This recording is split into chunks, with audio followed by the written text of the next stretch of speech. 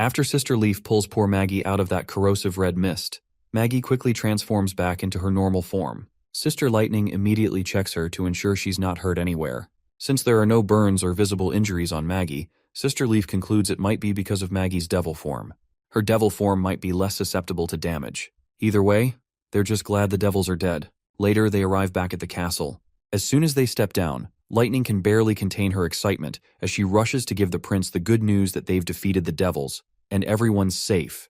The prince, though happy to hear this, wants a clear rundown of what exactly went down. Sister Lightning eagerly starts explaining their exploits and how much she contributed to the devil hunt. That's when Nightingale throws both of them some death glares for fighting the devils alone. Poor Lightning tries to remind her senior that at least they won, but it's not enough to escape Nightingale's wrath. She ends up taking a playful flick to her forehead. Anyhow, they turn their attention back to the devils. The first thing they notice is that these monsters don't seem much stronger than normal people at a glance. However, Agatha quickly reminds them not to underestimate any devil. Whether they have magic or not, a devil is a formidable opponent. Agatha then asks if the devils really appeared near the town, and the prince confirms it.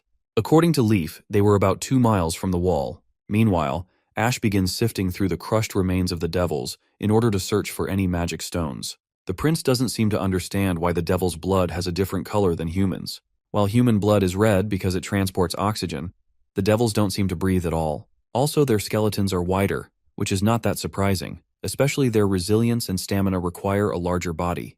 They seem very similar to humans, so out of curiosity, he pulls up the devil's skirt to see if it has any reproductive organs. Agatha then explains, to the best of her knowledge, that the concepts of sex and gender don't exist in devil culture. It's always been a mystery since no one has been able to get near the red mist towers. Some people believe devils are born from the concentration of red mist, but the scholarly guild doesn't think so. After centuries of warfare, many have witnessed the ascension of devils. In simpler terms, ascension means that some devils reappear on the battlefield after suffering severe injuries, with their bodies changing.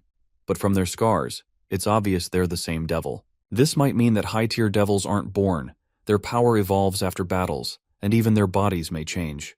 The prince reflects on how their magic stones were already a significant concern, but now that the enemy has the ability to evolve, it's even more worrying. It makes sense why humans haven't been able to defeat these monsters. Fortunately, the monsters don't have equipment that's more advanced than the current age. In fact, their gear is even cruder. They wear animal skins and rough cloth as clothing, and their fighting masks are just skulls of hybrid demons.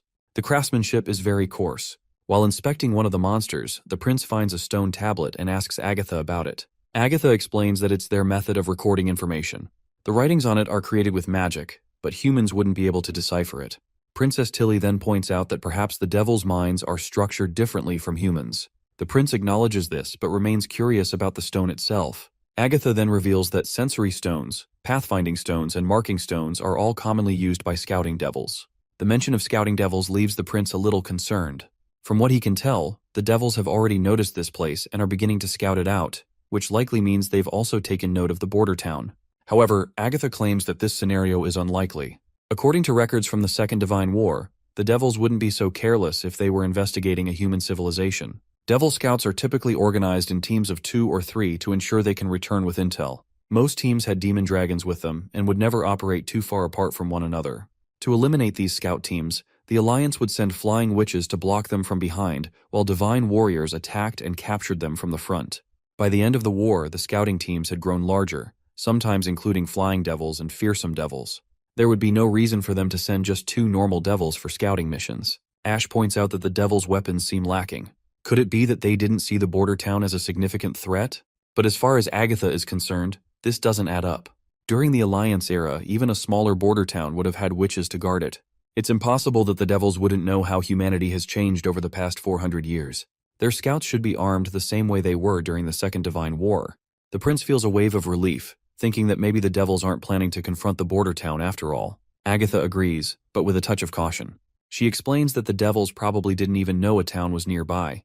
They were likely just investigating the area around their camp.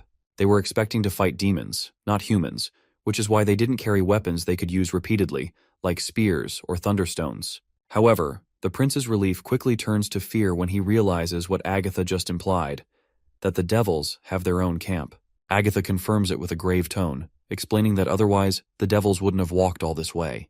Now that they've established a base in the fertile lands, they're likely using it to expand into the wastelands, or rather, what used to be the Four Kingdoms. Just the thought that the enemy is building a base right outside his door has the prince sweating his balls. He asks Agatha if their hideout behind the mountains would also be considered a base. Agatha confirms this, explaining that during the war, a scouting station would typically have numerous mist towers, with 100 to 200 devils guarding it.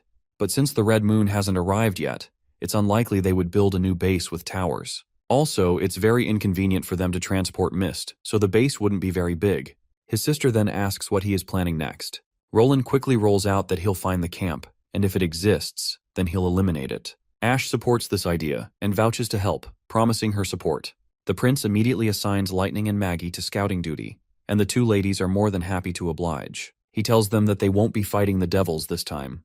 They're to return as soon as they find the camp, as the devils might have dragons with them, and their safety is the most important thing. To motivate them, he promises that if they find the camp, he'll treat them to a week of desserts and ice cream bread. A while later, Sister Lightning is roaming around the desolate area, searching for the monster's hideout. That's when they stumble across a giant hole in the ground.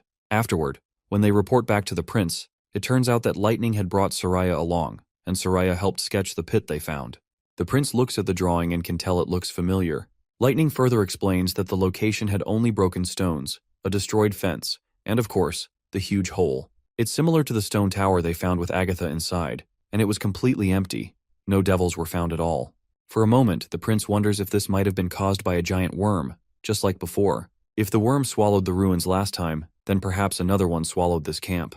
Soraya then adds that the location was right in front of the path the association was following last time, which is about 5 miles from where they first encountered the devils. Sylvie chimes in, noting that the tunnel beneath the hole seems to be heading toward the snowy mountains. It's in the same direction as the misty forest, and it all seems to be leading the same way. The scene then transitions to Timothy's royal palace, where he sits on his throne. A man with daggers steps forward and quickly throws them at a statue, promising that once the traitor Roland appears before him, he'll make sure to complete the task. But Timothy is unsure if this petty trick will be enough to assassinate Roland. The assassin, however, quickly assures him that it will.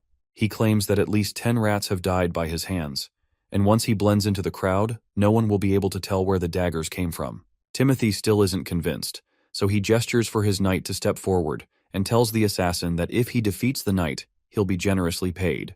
But the assassin responds that he doesn't fight head-on like this.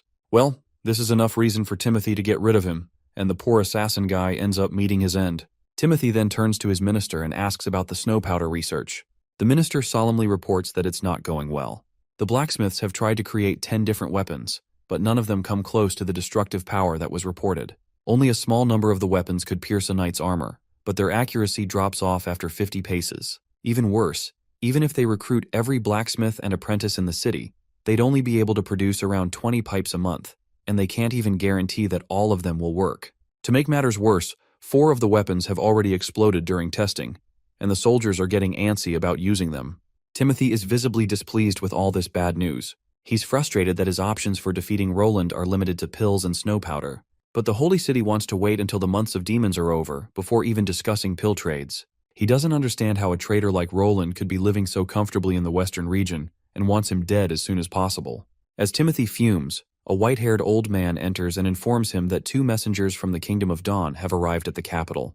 Apparently, Otis Lucy and Belinda Lucy of the Deer family are waiting in the office and have requested his presence. Once they're settled in the office, Timothy wastes no time expressing his curiosity. He remarks how unusual it is for the King of Dawn to send representatives during the months of demons, which makes him eager to know the king's exact intentions. Timothy also makes it clear that if they've come seeking food, cotton, or cloth, he can only provide a small amount, and even that is offered out of sheer curiosity. Timothy reminds Otis that the succession decree has caused massive turmoil in the kingdom. Many supply chains are paralyzed, and they barely have enough resources to care for their own refugees. Diverting more is incredibly difficult. Both guests bow their heads to apologize. However, they point out that their king has sent them because of a much bigger threat looming on the horizon. Apparently, the church's armies have already sacked Eternal Winter and Wolfheart, and a flood of refugees is pouring into Dawn. The King of Dawn believes Wolfheart won't be the church's last target. It seems the church is planning to completely wipe out the upper class and take control of all territories for themselves. This puts both Dawn and Greycastle at great risk. In the coming years, the church may very well start a new war to raze them both to the ground. The King of Dawn wishes to form an alliance against the church. Otis promptly presents a series of tactics along with a written agreement. He urges Timothy to sign it if he's willing to fight back. If they focus their firepower on Grey Castle's Blizzard Mountain or Dawn's northern slopes, the church may retreat. Avoiding this war would be beneficial for both kingdoms. For Timothy, this meant he wouldn't be able to buy pills from the church. And without those pills, he isn't sure how he'll be able to defeat Roland. However, the church is just as dangerous, and the best move for him might be to unify his castle first and deal with the church later. Timothy acknowledged that this is an extremely important matter. He'll need to discuss it with his advisors. In the meantime, the guests can wait in the castle until he makes his final decision. He then asks Otis if he knows anything about the situation in Eternal Winter and Wolfheart. Otis reveals that they've gathered some information from spies, but there's not much to go on. Timothy then shifts the conversation, asking if Otis knows anything about Garcia Wimbledon of the Black Fleet. Belinda responds, saying there are rumors that she died in the church's crossfire, along with the King of Wolfheart. This shocks Timothy, and he asks if they've found her corpse. Otis responds with a no, though the church's announcement and Wolfheart's silence suggest they didn't survive. Once they leave, Timothy relishes the fact that his sister is dead, and he is looking forward to sending Roland to the heavens as well.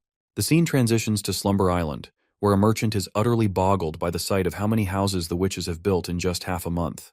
He finally believes that Princess Tilly wasn't lying. Also, I have forget the names of these two Slumber Island witches. Let's call this Ponytail Girl Witch 1, and the other with Black Head Witch 2. Witch 1 comments that the princess never lies, to which the merchant agrees. He now has no issue with relocating people to the Slumber Island. Witch 2 mentions that she also included a heating method she learned from the western region. The beds are connected to furnaces, so as long as there's firewood burning, they stay warm. With layers of wood, straw, and blankets, the beds are much more comfortable than any furniture, especially in winter. The merchant can see that this is an interesting design. He invites Witch 2 to come work at Crescent Moon Bay. He has plots of undeveloped land, and with her skills, he's sure she can make them flourish. He's willing to pay her generously in money if she agrees. But Witch 2 quickly declines, stating that she doesn't plan on leaving the island.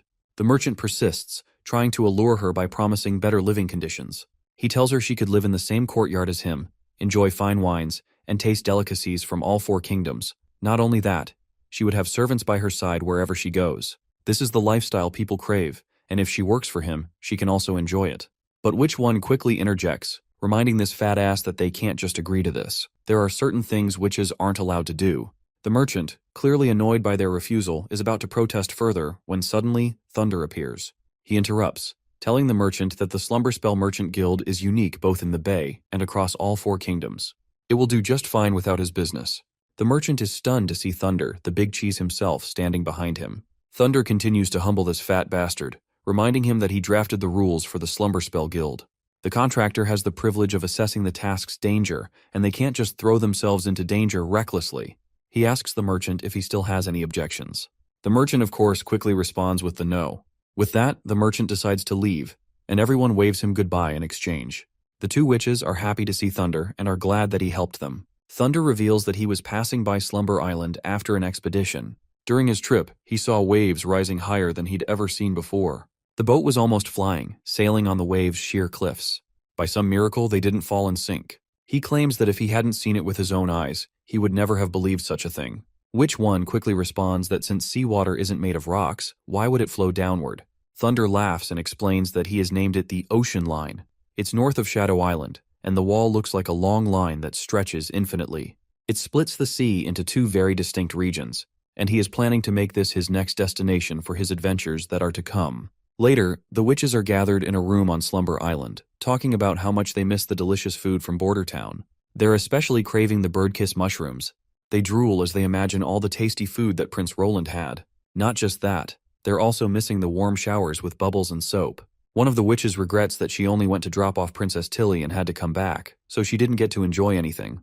As everyone is talking about the border towns and Roland Wimbledon, the Witch 2, whose name I still don't know, sits quietly in the corner of the room. As she's getting ready to sleep, her mind drifts to the thought of how she might have a romantic relationship if she were to work with Roland Wimbledon. But she worries whether Princess Tilly would even accept Prince Roland. She wishes for the 2 siblings to stay together so that every witch can go to the border town and live happily there. Sorry guys, I had to call them Witch 1 and Witch 2 because I seriously forgot their names. Finally, we transition back to the border town, where we see Nana heading to the hospital. As she's leaving, she doesn't forget to wave goodbye to Lady Ada. Lady Ada asks if Nana is coming back for lunch, to which the little one replies yes. As Nana makes her way through the village, Everyone greets her, and she seems to hold a special place in their hearts. Well, it's not surprising, especially since she's cured so many people before. Before Nana enters the hospital, the guards mention that there are no patients today, but some of her friends are here to visit. As soon as Nana enters, Sister Lotus jumps at her and gives her a warm hug. Lotus explains that it was Moon who suggested to visit the hospital, as there's nothing left to do at the castle. Lily is also there, and with her usual arrogance, she tells everyone to stop causing a ruckus. She might have plenty of time on her hands, but she still has to examine a ton of bacteria. But Moon brutally reminds her that she literally saw Lily falling asleep just a minute ago. Anyway, Nana is just happy that they came to visit her. Even Lily decides to conduct her experiments later since they're causing too much noise. When Lotus asks what they're planning to do, she flashes all of the cards. Although many of the witches don't know how to play the game, Nana steps up and votes to play anyway. They spend the rest of the day playing until night arrives. Even after taking a refreshing bath, Moon does not seem to be feeling good at all. She expresses how envious she feels of Nana. Moon envies her because Nana is always getting attention from everyone in the town. They treat her so well, constantly offering her greetings and kindness. Moon wishes she could have a life like that. But Lily pushes her aside, reminding her that both Nana and Lily herself are the foundation of the town's medical resources. Everyone's health is kept safe by one treating the outside and the other treating the inside. Moon is frustrated that she has not contributed or helped anyone at all. Because of this, she ends up seeking out Prince Roland the very next day. Roland has no clue why she's visiting him, so he guesses that she might have been bullied and is here to complain. But that's not the case. She flat out reminds him how he always mentions that she has a lot of potential, yet she hasn't evolved. She's pretty sure the reason her ability hasn't evolved is because she can't understand Natural Science 101. Now that Moon has mentioned it, Prince Roland claims that he's been thinking about it lately as well. According to Agatha, he explains that the Witches' Alliance achieved ascension without fully understanding natural processes 400 years ago. They did it through continuous practice of their abilities and occasional epiphanies. These moments of realization could happen either by observing events in real life or through sudden insights. However, ascension through that method is not as thorough as systematic education. Agatha's magic is evidence of that. She's the weakest of all the ascended witches, and even some regular witches like Sylvie and Andrea are stronger than her. All of this goes over Moon's head, and she simply points out that she just wants to evolve, so simply asks if he has any solutions to her problem. Prince Roland states that it might not work, but he can try. He begins by asking her about her perspective on magnetism. Moon explains that it's a physical phenomenon produced by the motion of electric charges, resulting in attractive and repulsive forces between objects. Prince Roland reminds her that she just quoted from a textbook, and while she has it memorized nicely, he doesn't think she truly understands what it means. He then draws a diagram of the inner workings of a motor, and explains that she can't use closed circuits to quickly cut lines of magnetic force, but she can change her own magnetic fields. As a result, she can personally influence the transformation from magnetism to electricity. Electromagnetism essentially results from changes in magnetic flux within a closed loop. If she wants to change the magnetic flux within a constant magnetic field, the only way to do so is by changing the area within the loop. In other words, she needs to cut and shorten the wire. But what if the area is consistent? In that case, she must change the field, which will then change the magnetic flux. He points out that she needs to quickly release and withdraw her magnetism, instead of continuously using her power. It's okay if she doesn't understand it right away, but he tells her to try changing the direction of her magnetism, like switching from her left hand to her right. She needs to practice this first. Once she gets the hang of it, he'll prepare a little toy for her, and when she understands it, she'll know what it all means. The thought of having a toy really perks her up. Later, we meet Moon once again. Following Prince Roland's instructions, he had told her to hold the frame with both hands and practice using her ability. But before doing so, he had told her to close the curtains and put her glowstone away. Afterwards, she grabs the frame with both of its rods, and as soon as she begins to use her magic, she notices the glass connected to both rods starting to glow. The glow intensifies further, and suddenly, the entire tube glows brightly, leaving Moon absolutely bewildered. The next day, she visits Prince Roland again and questions him about why the glass started glowing. Hearing this, Prince is quite fascinated that she managed to do it so quickly, as he had expected it would take her at least 2 days to make any progress. He then asks if she realizes that the glass illuminated like an electric light bulb. When she confirms it, he's happy to hear that she used the power of lightning. This revelation leaves Moon completely confused. As Prince dissects the light bulb, he reminds her that the light was orange and kept shining only for a moment. The lightning ignited the filament inside, causing it to burn and emit light. But it's okay if she doesn't fully understand it. He promises to show her what real electricity looks like soon. Later, Moon comes back to her room, where Lily asks her why she is up so early, and she further orders Moon to bring her breakfast. But Moon doesn't like Lily's attitude. She proceeds to close the curtains and sit in the chair, as she needs to practice her powers in the dark, with the glowstone put away. Reluctantly, Lily shuts her book and decides to leave. However, the thought of Lily leaving scares Moon a little, since she doesn't like the dark. After some teasing, Lily decides to stay. Once Moon settles into the chair to begin her session, Lily asks if she plans to magnetize the object with her hands. Moon responds with a no, explaining that she's going to cycle magnetism through her hands. Prince said she might be able to see lightning if she does. Of course, Lily is baffled and isn't ready to believe it right away. But Moon sits down and begins her practice. As she concentrates, she remembers Kara, the former leader of the Witch Association. Moon is sure that if Kara were here, she would be yelling at her by now, as she always considered Moon useless. But Moon is glad that Prince isn't like that. In fact, he even made special equipment for her to practice with, and he swapped the metal wire inside for a copper one. Determined to prove her worth, she begins her practice. Light soon starts to radiate, and before long, she is able to illuminate almost the entire room. This leaves Lily completely baffled. As Moon takes notes, she realizes that electricity becomes magnetism, and magnetism becomes electricity. In other words, they are the same. The next day, Moon demonstrates her abilities to Prince, who is left completely speechless. He can hardly believe his eyes as she produces an electrical system without any power source. He has no doubt that her ability is of the enchanting type, and that she's introduced a brand new attribute to the metal frame, using magic to provide power. Moon happily points out that, just as he had said, electricity and magnetism are related, they can't exist without each other. The fact that her ability can magnetize objects, she realized, might also be able to create electricity with it, since electricity requires magnetism. She tried applying magnetism to the bronze rods, and then this happened. Prince is quite pleased with Moon's epiphany. He now feels certain that electrical currents result in magnetism. However, magnetic fields don't create electrical currents without reason. The currents must travel in a closed circuit, with magnetism changing alongside them.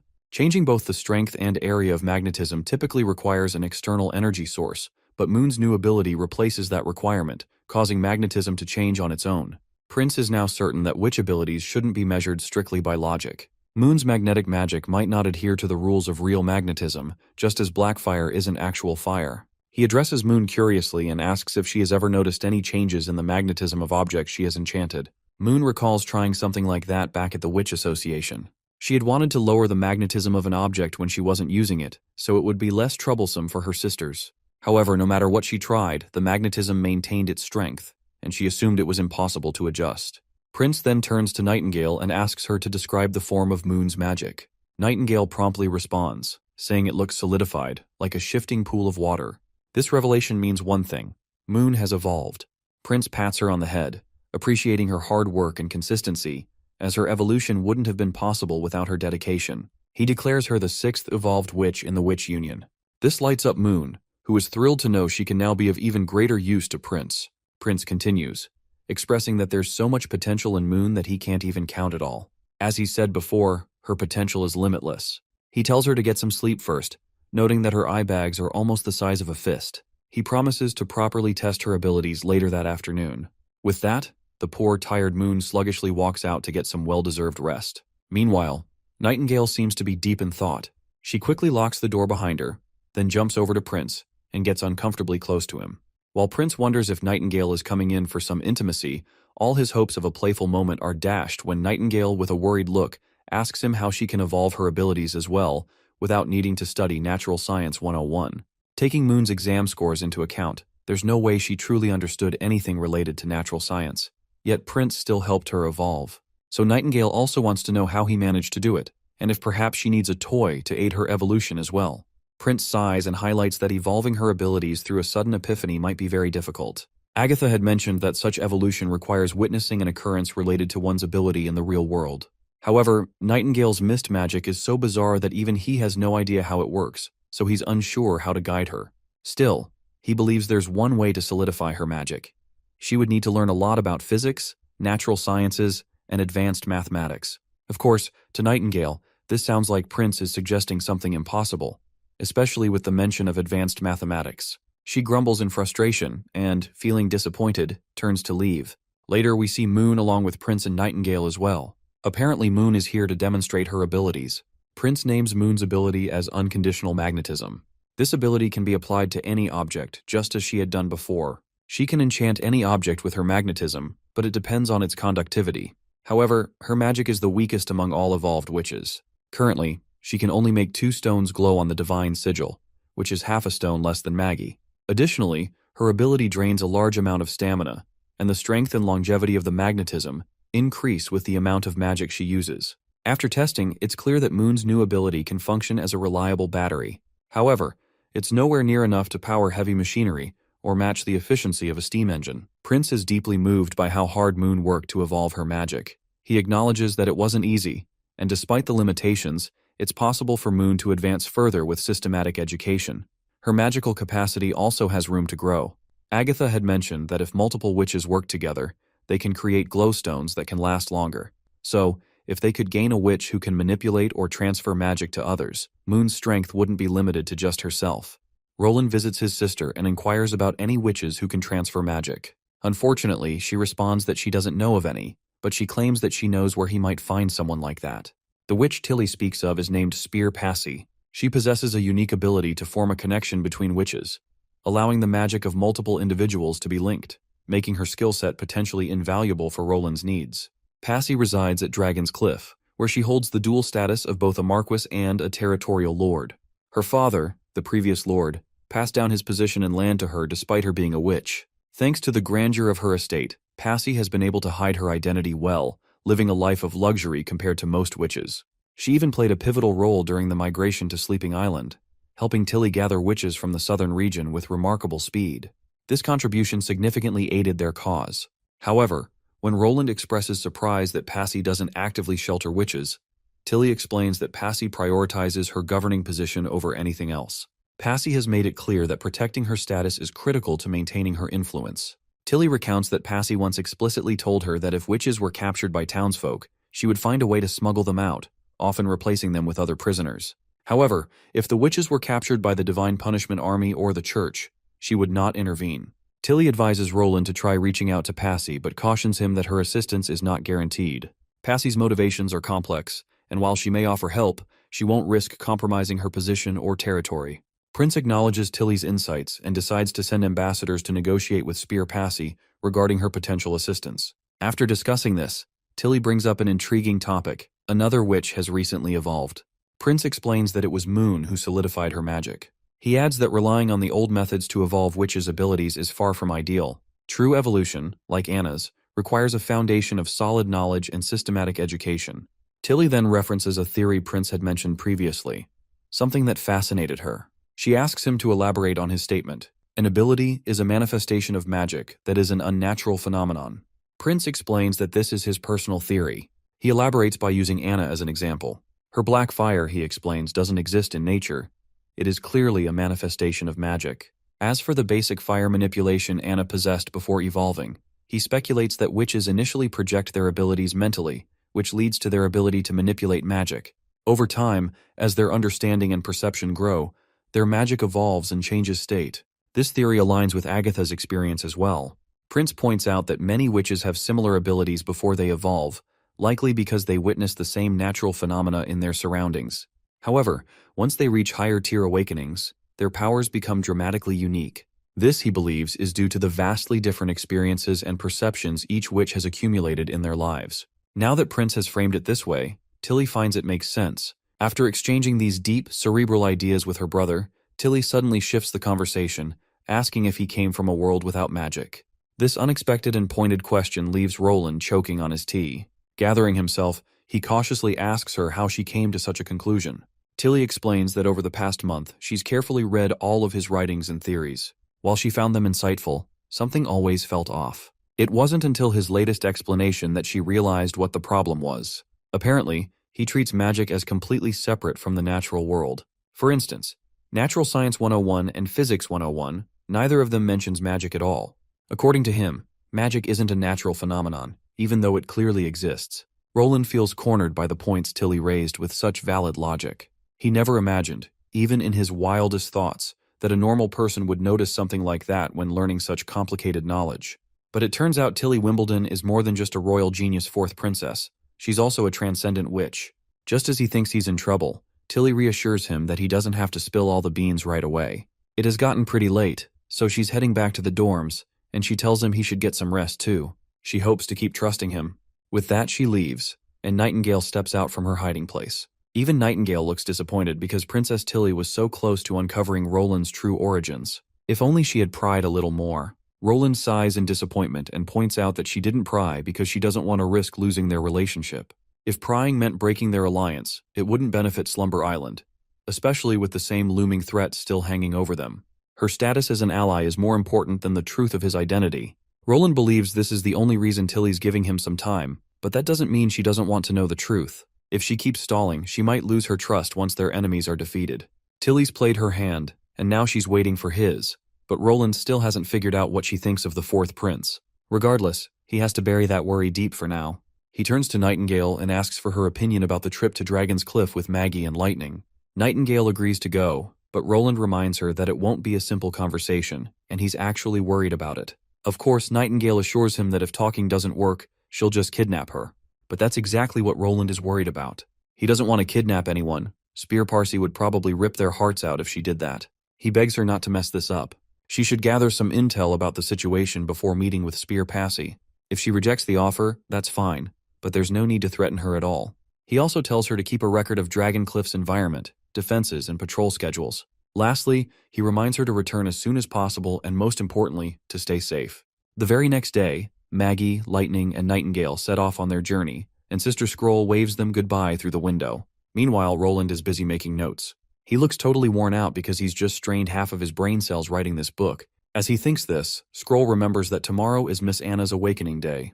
In the middle of the night, Prince Roland visits Anna. After taking in the surroundings of her room, he reflects on how everything in here gives a strange sense of modernism, with the indoor heating and glowing stones. As he stares at Anna, she responds, asking why he's staring at her. Roland admits that he was indeed staring, which makes Anna a little happy. Anna then feels kind of selfish, thinking about how everyone seems to care about her, but she doesn't pay much attention to anyone else. Roland just laughs and tells her she's being too harsh on herself. Anna points out that if Miss Agatha hadn't mentioned those old methods, she wouldn't have asked the prince to come here. She bets that the other sisters will also request him to stay with them on their day of awakening, which will keep him busy. Roland reassures her that it's fine. He is sure that they'd ask for extra ice cream or bread instead. You see, when Agatha learned that Anna's awakening day was coming up soon, she immediately offered her prior experience from Tequila City. According to the Scholar Guild's research, besides exhausting their magic to reduce the effects of the anti-phase, witches also have to pay attention to their personal emotions. For example, feelings of satisfaction and joy can provide great benefits to their health. The Alliance would even send servants to assist accomplished witches and meet their needs. However, having servants around his favorite girl Anna doesn't sit well with Roland, so it looks like he's personally here for her emotional support. He promptly gifts her a book, which is a present for her awakening day. The book is apparently about calculus. The reason she's receiving all this special treatment is because awakening days are like the start of a new life. Of course, Anna likes the book, but she puts it aside for now, which confuses Roland. He asks her if she's not planning to read it, but Anna quickly leans over to him, expressing her desire to hear more special stories from him. She gets even closer and sits on top of him and hugs him tighter. Previously, when he told her stories, she had fallen asleep. So this time, Roland decides to pick up the story about the huge city he lived in. Just as he begins, she stops him because she already knows the history of Grey Castle and the numerous times it's been told. But what fascinates him is that what he is telling does not align with what she has heard, so she is more interested in learning why that is. She gently pushes him onto the bed and lays on top of him. Seeing how hesitant he always is to talk about his past, Anna decides not to press him for more details. Instead, she proposes a game. She'll try to guess his past life by herself and record everything she observes in her books. Later, Roland will have to see her observations, and if more than 50% of them are accurate, he'll have to tell her the truth. Roland realizes this isn't about winning or losing. It's just Anna's way of comforting him, and she's not really interested in the real answers. Among all the witches, she's the one who's closest to him and understands his thoughts, so he promises to accept her deal. The scene shifts back to Maggie and Lightning, who are on their way to Dragon's Cliff. Meanwhile, inside the castle, we meet Spear Parsi, who immediately senses a strange presence and quickly asks the intruder about their identity. It's of course our girl Nightingale, who promptly appears in front of Parsi and greets her. Naturally, Parsi is shocked by her sudden appearance. Nightingale introduces herself and explains that she comes from the border town of the Western region, and she is a witch. Spear Parsi isn't surprised that Nightingale is a witch, since no ordinary person could have snuck inside. Though she did not like the fact that Nightingale snuck in without knocking the door. Nightingale replies that she simply wanted to avoid all the guards on the way in, and assures Passy that she comes in peace, and is here only to discuss matters. She further reassures Passy that she doesn't have to use the crossbow hidden under her desk. Finally, Passy asks the reason for her visit. Nightingale explains that she's here to deliver a message from the ruler of the border town, who is the protector of the western region and the fourth prince of Grey Castle, Roland Wimbledon. He has built a new order in the western region that allows both mortals and witches to coexist, and Nightingale is here in the hope that Passy will show her support. Naturally, Spear Passy is bewildered to hear that, of all people, the supposedly good-for-nothing fourth prince has tried to contact her. She finds it hard to believe what Nightingale is saying, and doubts Roland is truly the ruler of the border town. As far as she knows, he's an idiot who was granted rights to a wasteland. Nightingale smirks and comments that Timothy cheated his way to the throne, and soon enough, Roland will sack him and become the new king. However, she quickly dismisses these points as unimportant, and gets to the matter at hand. She's here to invite Spear Passy to visit the border town. The prince wishes to borrow her magic transfer ability to strengthen another witch's power. This leaves Spear Passy on high alert. She sternly inquires if this is supposed to be a threat or an invitation. Nightingale casually points out that it's just an invitation. The prince has no intention of forcing a witch to do anything, and frankly, neither does she. She adds that she's not a fan of coercion in any form. Hearing this, Spear Passy decides to reject the offer. She states that if Roland truly needs her help, he can come to Dragon's Cliff himself, with the manners of an elite. Sneaking into her castle won't earn him any favors, and she won't risk drawing the church's attention by associating with someone who doesn't respect proper protocols. Now that Passy has rolled out her final decision, Nightingale prepares to leave, which, of course, baffles Spear Passy. She had expected Nightingale to try harder to persuade her. Nightingale calmly reminds her that she's just a messenger. She delivered the message, received the answer, and now her mission is complete. Passy, still curious, asks how Roland even knows about her abilities. As far as she can tell, it must have been the witches at the Bay who told him. Nightingale responds positively, and explains that the leader of the Bay Witches, Tilly Wimbledon, is currently staying at the border town. She's actively fighting against the monstrous demons alongside her brother, Prince Roland. Furthermore, Tilly herself was invited by Roland, just as Passy has been. Even so, Spear Passy finds it hard to believe that Roland has truly built a place where mortals and witches can coexist freely. Nightingale then reveals that Roland has cleared the church entirely out of his territory. Border Town now shelters more than 10 witches, and the townsfolk are familiar with their presence. The witches are not just accepted, they are thriving in his domain. Nightingale promises that everything she's saying is true and offers to explain everything she knows about Prince Roland and Border Town. She takes her time and summarizes the story of 250 chapters in just a few minutes. As Nightingale finishes her explanation, Maggie suddenly appears at the window, visibly alarmed. She warns them that danger is approaching, specifically a squad of divine punishment soldiers, and there are at least 20 of them headed toward the castle. Nightingale immediately wonders if Spear Passy had arranged a meeting with the church, but Passy quickly denies it, explaining that she hasn't scheduled any meetings with anyone from the church. This revelation leads her to suspect that the divine punishment soldiers might have followed Nightingale. Nightingale dismisses the idea, stating it's impossible unless the church somehow has the ability to surveil every bird in the sky.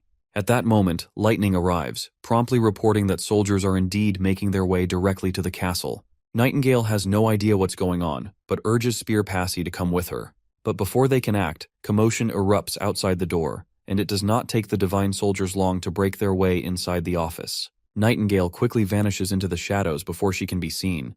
While hiding under her mist, Nightingale notices that at least 10 of the soldiers are carrying divine stones of retribution, a clear signal that this situation is going to be trouble. She then annoyingly glances toward the window and sees that Maggie and Lightning haven't left yet, despite the danger. Meanwhile, Spear Passy confronts a man named Redwin, demanding to know why he brought the soldiers into her castle. Redwin smirks smugly and addresses her as sister, before declaring that their late father had made a grave mistake by passing his title to the spawn of the devil. He claims he's simply here to correct that mistake. Redwin proclaims he will expose her true identity as a witch, and refuses to let someone like her rule over the castle. Passy is sure that her brother is being backed by the outer forces, especially since their father only chose her because Redwin and her other brothers were too incompetent to handle the inheritance themselves. This harsh truth enrages Redwin, and in a fit of frustration, he slaps his sister across the face. Just as things seem to be escalating, a priest appears on the scene, which only confirms Passy's suspicions that her brother is indeed working with the church. They are apparently here to capture her and take her away. The priest praises Redwin for his efforts and assures him that by the next time they meet, he'll be addressing him as Duke Redwin, a title that will come with great power. Redwin is overjoyed at the prospect of inheriting the Duke's position and ruling over Dragon's Cliff. The priest reaffirms this, but also reminds Redwin that he must adhere to the church's agreement, which includes executing Spear Passy as a witch in the plaza. This news is shocking, but Nightingale does not react. The priest goes on to tell Redwin that his position will be secured, which will benefit the church's larger plans. To further ensure his success, the church will even provide him with a cleric skilled in governance. Once they leave, Nightingale reappears, and Lightning and Maggie are ready for action. They're fired up and determined to defeat the church and save Passy. Nightingale pulls Lightning and Maggie back to reality, because they do not have enough power to take down the entire church, although they could kill and bury the group of soldiers and the priest who just arrived, allowing Spear Passy to regain her position in the Dragon Cliff once again. But Nightingale has another plan. She wants to take advantage of this opportunity to rescue Spear Passy without leaving a trace. Once she's freed, Passy might have nowhere else to go and could agree to come with them to Border Town. Later that night, she sneaks through the town to reach the underground dungeons, convinced that Passy is being held there. There's only one way inside, but it's heavily guarded by divine stones, so Nightingale knows she must tread carefully. When Nightingale finally enters the bishop's room, she encounters a mysterious priestess under a hood, who is intrigued to learn that Spear Passy turned out to be a witch. This only strengthens their plan's chances of success. The priest then inquires whether it would be easier to convince the masses of Passy's witch identity. The priestess responds that things have changed. Under the Pope's orders, new witches are to be processed by the church. Instead of burning her at the stake in front of the public, they plan to smuggle her to the Holy City.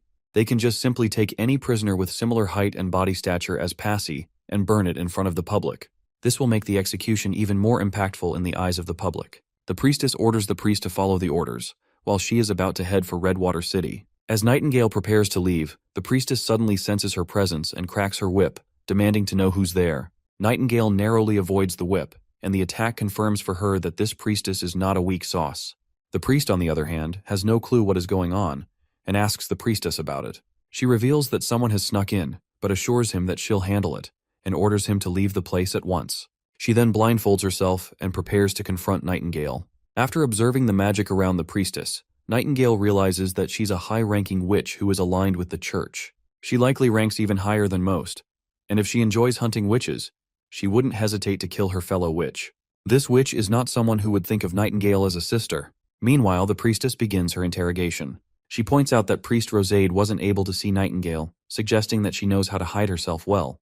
Furthermore, the fact that Nightingale dodged her attack makes the priestess believe that she's trained or experienced in combat. She can tell, without a doubt, that Nightingale is rare among wild witches. This isn't just any ordinary witch. Nightingale is something different, and that makes her an even more dangerous target in the priestess's eyes. Nightingale isn't interested in responding to any of the questions this piece of shit is asking, but that whitehead continues to speak, revealing that a new pope has taken the seat in the church. According to her, this pope is benevolent and believes that there's still hope for wild witches like Nightingale. She offers a chance for Nightingale to be baptized and accepted as a pure witch, promising her redemption if she agrees. She believes this is an opportunity Nightingale shouldn't pass up. But Nightingale isn't about to listen to some piece of shit witch who has zero regard for her fellow witches. She fires her bullet at her, but the white-haired witch quickly deflects it with her whip. This leaves Nightingale absolutely losing it. She can't believe this witch literally blocked her bullets. At the same time, the white-haired witch is equally surprised to see her opponent using such a ridiculously eccentric weapon. That only fuels her determination to kill Nightingale right here and now, and she's made up her mind about it. The white-haired witch spreads her magic across the entire area, but Nightingale dodges left and right. As they go back and forth, the white-haired witch punches the ground so hard that it literally demolishes it. Nightingale quickly throws a barrage of bullets to distract her and vanishes into thin air the next moment. The white-haired witch can no longer feel her magic, which means Nightingale has left the room. She commands Priest Rosade to lock the church down and send more guards. She tells him to do as she says. The intruder is wounded, so she knows she can't make it far. The white-haired witch is frustrated that her opponent got away. What infuriates her the most is that Nightingale was using such a strong weapon. Her battle skills are considered the perfect balance of offense and defense. Her whip can block anything, and she even considers herself one of the strongest pure witches. She's consciously kept her magic active for 10 years, and her magical capacity is immense. She's never depleted her stamina from blocking a projectile, but she was brought to her knees because of the weapon Nightingale used. Her eyes are bleeding, probably due to the side effect of exerting herself. The scene cuts to Spear Passy, who, while sitting behind bars, thinks about the witches she wasn't able to save. They were probably imprisoned here, tortured, humiliated, and eventually killed. That's when she notices Nightingale coming to her rescue. Before the guards standing outside can notice anything, Nightingale silently slits their throats. Nightingale reveals to her that the guards didn't know Spear Passy was a witch, so they didn't realize who she really was before they captured her. This is all a plot by the bishop. They're just after the governor's position, and her brother is nothing more than a puppet of the church. Nightingale doesn't have time to explain everything, so they decide to get out of there first. But Nightingale can't let Passy inside her mist just yet, because she has a divine stone of judgment shackle, which can only be opened by a special key. So their first task is to get rid of it. As they walk through the corridor, soldiers swarm their way, but Nightingale just vanishes into her mist. Then, she pops up right in front of them and kills them with each bullet fired. In a matter of seconds, she takes down a bunch of soldiers single-handedly. Finally, they find the device they can use to remove the shackle from around Passy's neck. Once it's off, they make their way out of the chamber and notice more soldiers. But before those soldiers can launch their barrage of arrows, Nightingale and Passy hide behind a wall because the arrows have stones of divine judgment, which cancel out Nightingale's mist magic. Another barrage of arrows comes in, and in an attempt to save Passy, Nightingale ends up taking all of the arrows right over her back. But thankfully, Nightingale successfully executes her mist magic this time, and they drift into her mist, popping up at the very top of the castle's tower. Before they can catch their breath, they're found again, but that's when Maggie shows up. She smashes her giant tail into the building, and the rocks that break off begin to fall onto the soldiers below. While the soldiers are disoriented from the rocks, Maggie and Nightingale return to rescue Passy. After safely leaving the area, they set up camp somewhere in the forest. There, Passy tells Nightingale to strip down so she can tend to her injuries. Although Nightingale is embarrassed, she eventually agrees and does as told. Nightingale is swollen from the previous fight, but thankfully, it isn't as brutal as it could have been. She's patched up with medicine applied to her wounds, and after disinfecting them and wrapping the bandages, she's back in action, ready to continue. Nightingale then tries to convince Passy to visit Border Town. She tells her that the town is a sanctuary, a kind of holy mountain for witches. If she isn't interested, she can always leave, but the offer is there. With all the details and persuasion, Passy agrees to go with them the next day, which lights up Lightning's mood. Around a bonfire, Nightingale points out that the church will likely contact the holy city about what happened, and they'll need to eliminate any messengers they send. It's only a matter of time before things escalate. 3 days later, the church and its divine soldiers are leaving the Dragon's Cliff, but just as they think they're in the clear, they're ambushed by Nightingale's group. Ash drops down from the sky like a goddamn meteor, obliterating a soldier with a single swing. The remaining soldiers rush toward her, but they meet the same fate. Andrea doesn't want Ash to hog all the spotlight, so she joins in, using her divine arrows to take down even more soldiers. The two of them make it clear that they're a force to be reckoned with. Nightingale also joins in the fray, and right at that moment, the white-haired witch pops out from the carriage. She quickly deflects all of the bullets Nightingale shoots at her, but she still ends up staring right down the barrel of Nightingale's gun. But the game is on, and both ladies engage in a Hollywood-level action scene. While Nightingale continuously shoots a barrage of bullets, the white-haired witch does her best to keep up, but it's clear she's struggling. Nightingale is easily overpowering her this time. Nightingale doesn't seem to be running out of bullets, but the white-haired witch already looks exhausted and on the brink of giving up. Eventually, the poor witch takes a bullet right over her shoulder, then another right over her chest. After taking a few more bullets, she's down for the count. She tries to retaliate even after being brutally injured, but Nightingale throws a divine judgment stone atop her, rendering her powers useless. Nightingale then points the barrel of the gun at the lady, and with the final bullet, she ends the poor witch's life. In the dead body, she finds a letter pendant with a stamp. Nightingale then pulls away the blindfold from the lady's eyes, and when she does, she notices that the woman doesn't have eyes at all. By the look of the scars, she can tell that this poor girl didn't have a comfortable life. But thankfully, from now on, she won't hurt any more witches, and she won't suffer any longer either. Lightning then approaches with a bastard who's been running away. He looks like a priest or bishop, judging by his clothes. Nightingale pulls off the piece of cloth stuffed inside his mouth, and as soon as the cloth is out, the bastard begins yapping about how they dare to murder one of Archbishop Tayfun's pure witches. But Nightingale tells this bastard that he better start worrying about himself. She stands over him, pressing her leg down, shoving the cloth back into his mouth, and then tells Lightning to hand him over to Iron Axe, as he's very experienced in interrogation. The other ladies also arrive after sweeping the battlefield, and Andrea is surprised that Nightingale took the life of a witch instead of sparing her. But Ash responds that she was just a puppet of the church. Not to mention, some witches are even worse than mortals, and she's never seen demons or devils imprison someone to torture them for years. Ash extends her hand towards Nightingale and assures her that she did a great job, so she shouldn't feel bad about it at all. Nightingale grabs her hand promptly, feeling happy that even Ash can be comforting. Lightning and Maggie also place their hands over their friends' hands, and out of the 5 of them, only Andrea remains without her hand over the group. Although she doesn't like touching hands, as a gesture of friendship, she eventually places her hand over the others. Then, they all raise their hands upward to the sky, celebrating the victory they've had. After their successful mission, the victorious witches return to Border Town, where all of them are already present outside to greet them. All of the witches concern themselves by asking the returned party about their well-being and all that stuff.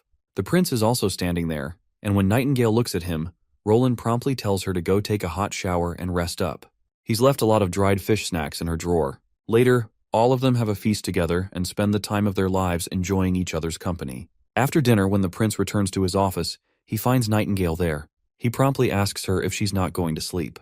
But well, if Nightingale had gone to sleep, she would have missed hugging him today, so she stayed here. She claims she's been itching for this hug ever since they were in the castle garden. Suddenly, Spear Passy arrives outside the office, and when the prince gives her permission to come in, Nightingale retreats into her mist while Passy promptly enters the room. Once they settle down with tea laid out, they begin their conversation. Once the prince reveals everything to her regarding church and the threat of devils, Passy starts by saying that she has considered his requests. She states that while losing absolute authority, adopting the same laws, following the same markets, and abolishing succession through inheritance are all things she can agree to. She's curious and wants to know if he's really planning to enforce these changes throughout the entire Western region.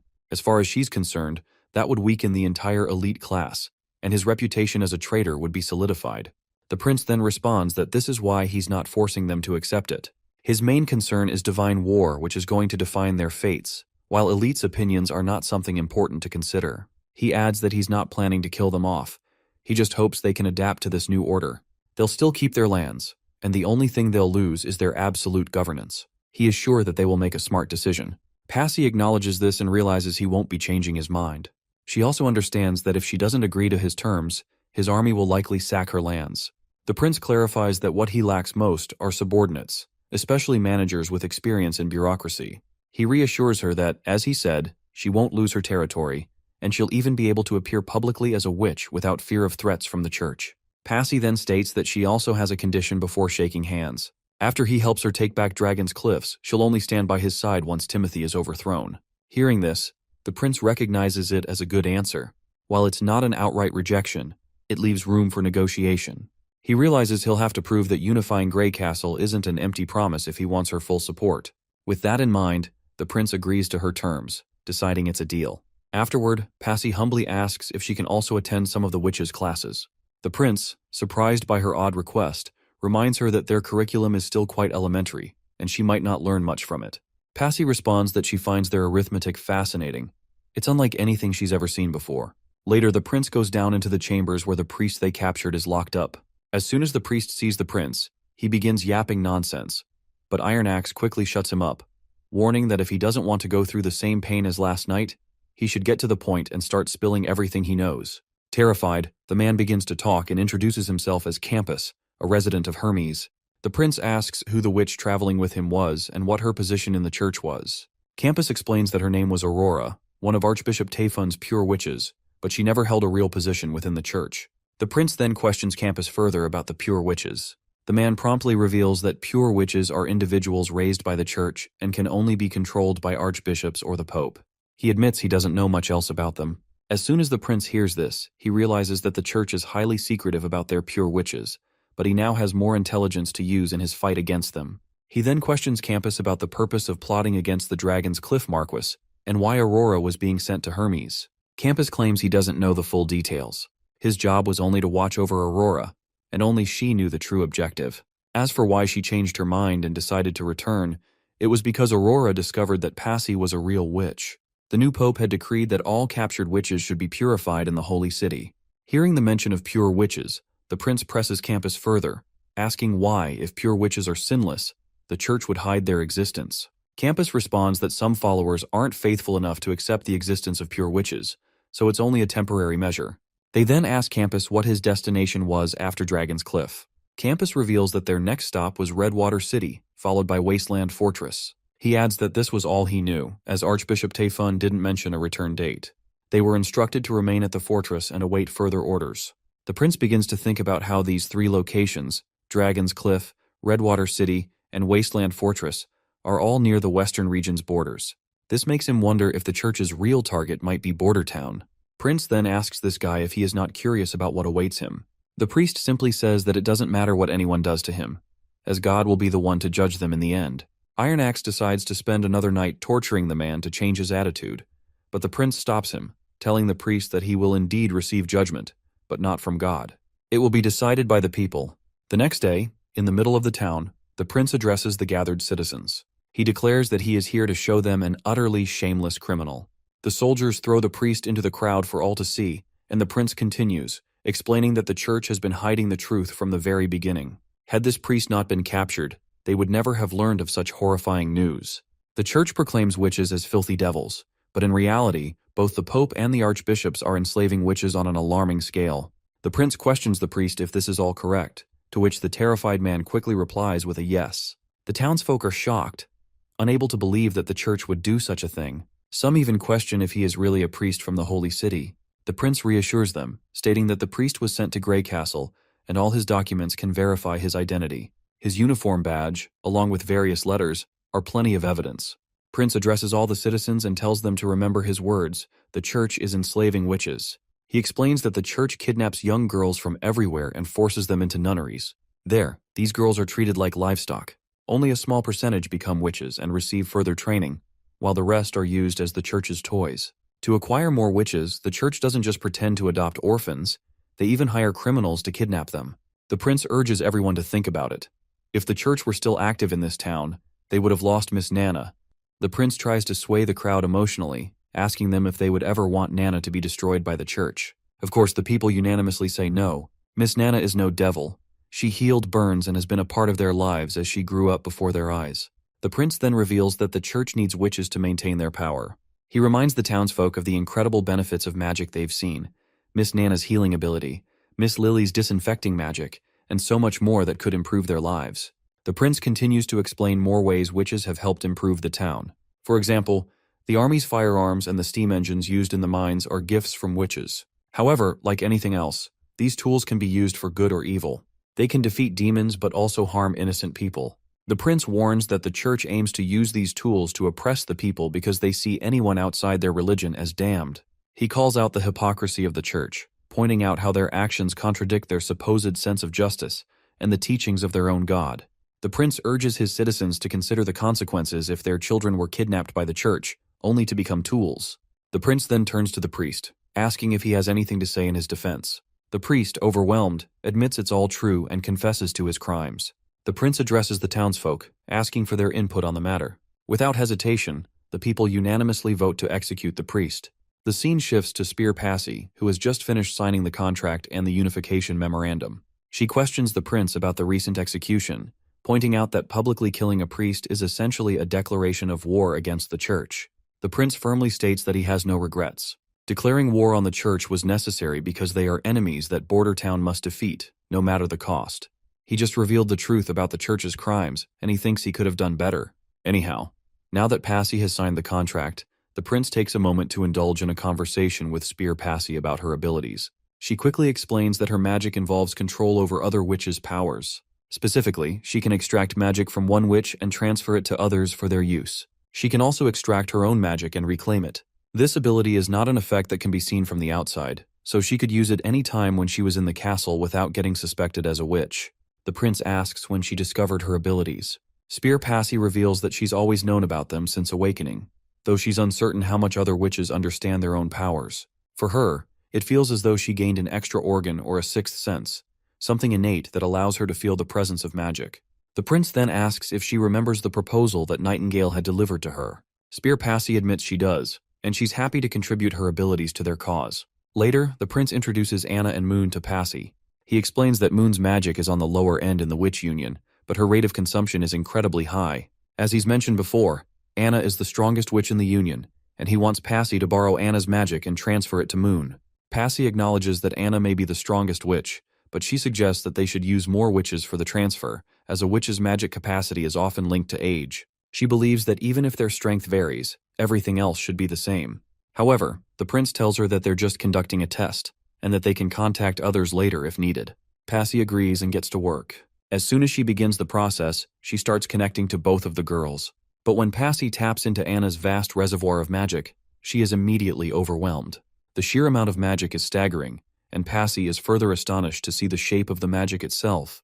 The magic within Anna is unlike anything she's encountered before. Passy quickly begins extracting magic from Anna, but she's unsure if she can handle the immense power. Anna's magic seems resistant, like a solid piece of metal, and it doesn't look like it's going to budge at all. Just as Passy starts to feel overwhelmed, she's jolted out of the process. Nightingale offers her a hand to help her stand, and Passy, still disoriented, admits that she's never transferred magic like that before.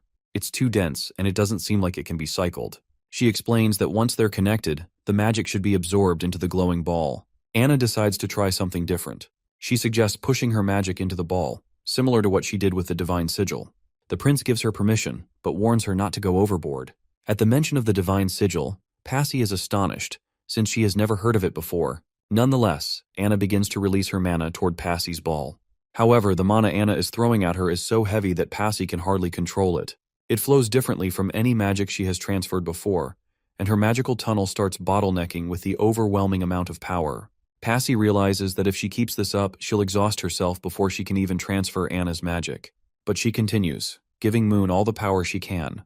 Meanwhile, the prince instructs Moon to hold on to a giant magnet. As soon as she grabs it, Moon begins channeling all of the collected magic into the magnet to magnetize it. Passy is blown away by how relaxed Moon looks throughout the entire process. As far as she knows, Moon should be under much more pressure than herself since she is just transferring magic, but even with all the intensity, Moon remains calm and focused. No matter how many times the magic in the pivot is depleted, the magic pouring out of Anna's body refills it instantly. Passy feels as though she's facing an overwhelming tsunami, not just a girl. She believes the channel could be torn apart at any moment by the surging magic. The only word that comes to mind as she watches them work is monsters. They are so powerful that it's almost beyond comprehension. Nightingale makes sure to support Passy, helping her stay steady as the process continues. Finally, after some time, Moon is finished. She quickly rushes to the prince to hand him the magnet, but he doesn't take it directly. Instead, he avoids direct contact and holds it with a stick. Passy asks why, and the prince explains that it's a strong magnet with an ever-changing magnetic force. He's unsure if it will form a circuit with the ground and discharge all its energy through someone, so it's safer for him not to touch it directly. Of course, this explanation goes over Passy's head. Meanwhile, Anna quickly reveals the electric motor they've created. They decide to name it Dawn No. 1. Moon is excited, while Passy still looks clueless. The prince then places the magnet into this box. As soon as Moon flips the switch on the motor wheel begins rotating. The spinning wheel of the motor leaves everyone in awe. Moon excitedly asks if this means the test is a success, but the prince cautiously replies that it's too early to tell. They need to see how long it can run. Meanwhile, Passy, who doesn't understand the applications of a motor, finds it amusing that the prince is so thrilled by this ugly piece of metal, treating it like it's some kind of jewel. As the prince dives into a technical conversation with Anna, Nightingale quietly decides to leave. The nerdy talk is way over her head, and she'd rather not stick around for it. Several days pass after the motor's initial trial. Anna happily reports to the prince that the Dawn 1 motor has been running non-stop at the northern mines. It ran day and night until it finally stopped this afternoon. The prince is delighted to hear this, as it means they've discovered a new potential source of energy. While he acknowledges that its current production capacity is limited and won't be enough to spark a total revolution, it's still a promising backup to steam engines and stoves. The possibilities for the future are endless. There's a significant drawback to the motors. They drain the magic of those powering them. After charging the Dawn 1 motor, Anna, Moon, and Passy were completely exhausted. Even if all three of them charged a motor every day, they could only keep 5 motors running at most. The prince then turns to Wendy and asks if she can calculate the daily magic consumption of all members of the Witch Union and send the results to Moon. He explains that he's talking about the leftover magic after practice, missions, and emergency reserves. This data will help optimize the production of Dawn 1 motors, allowing for efficient use of the witch's power, while also providing a strengthening exercise. He believes it could be particularly beneficial as they approach each year's Awakening Day. Wendy notes that Hummingbird and Lady Echo will likely be thrilled about this development, as they'll feel just as useful as Anna in contributing to the town's progress. However, Wendy also reminds the prince that today is Lucia's Awakening Day, and suggests that everyone should take time to celebrate and stay by her side tonight. The prince apologizes sincerely, admitting that he had almost forgotten about Lucia's awakening day if Wendy hadn't reminded him. Wendy reassures him, mentioning that she has carefully recorded the history of every witch in a book so that no one will ever be overlooked.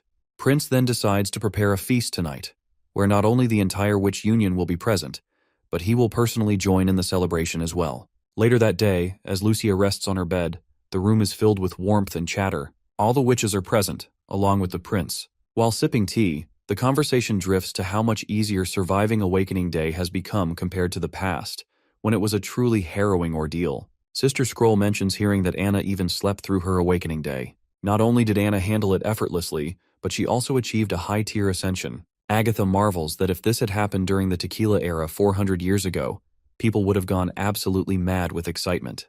The prince then turns to Agatha, questioning her about the work she's been handling. Agatha, with her usual nonchalance, reveals that the looming war is almost upon them, and the current workload is nothing compared to the pressure they're about to face.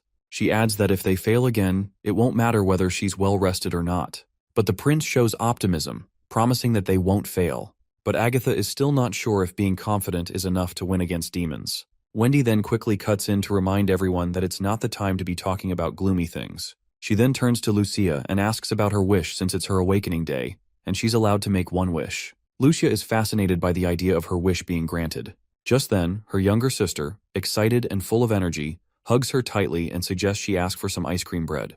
However, Lucia gives her sister a playful wink over her head. She's not planning to waste her wish on something like that, and decides to save it for something more meaningful later.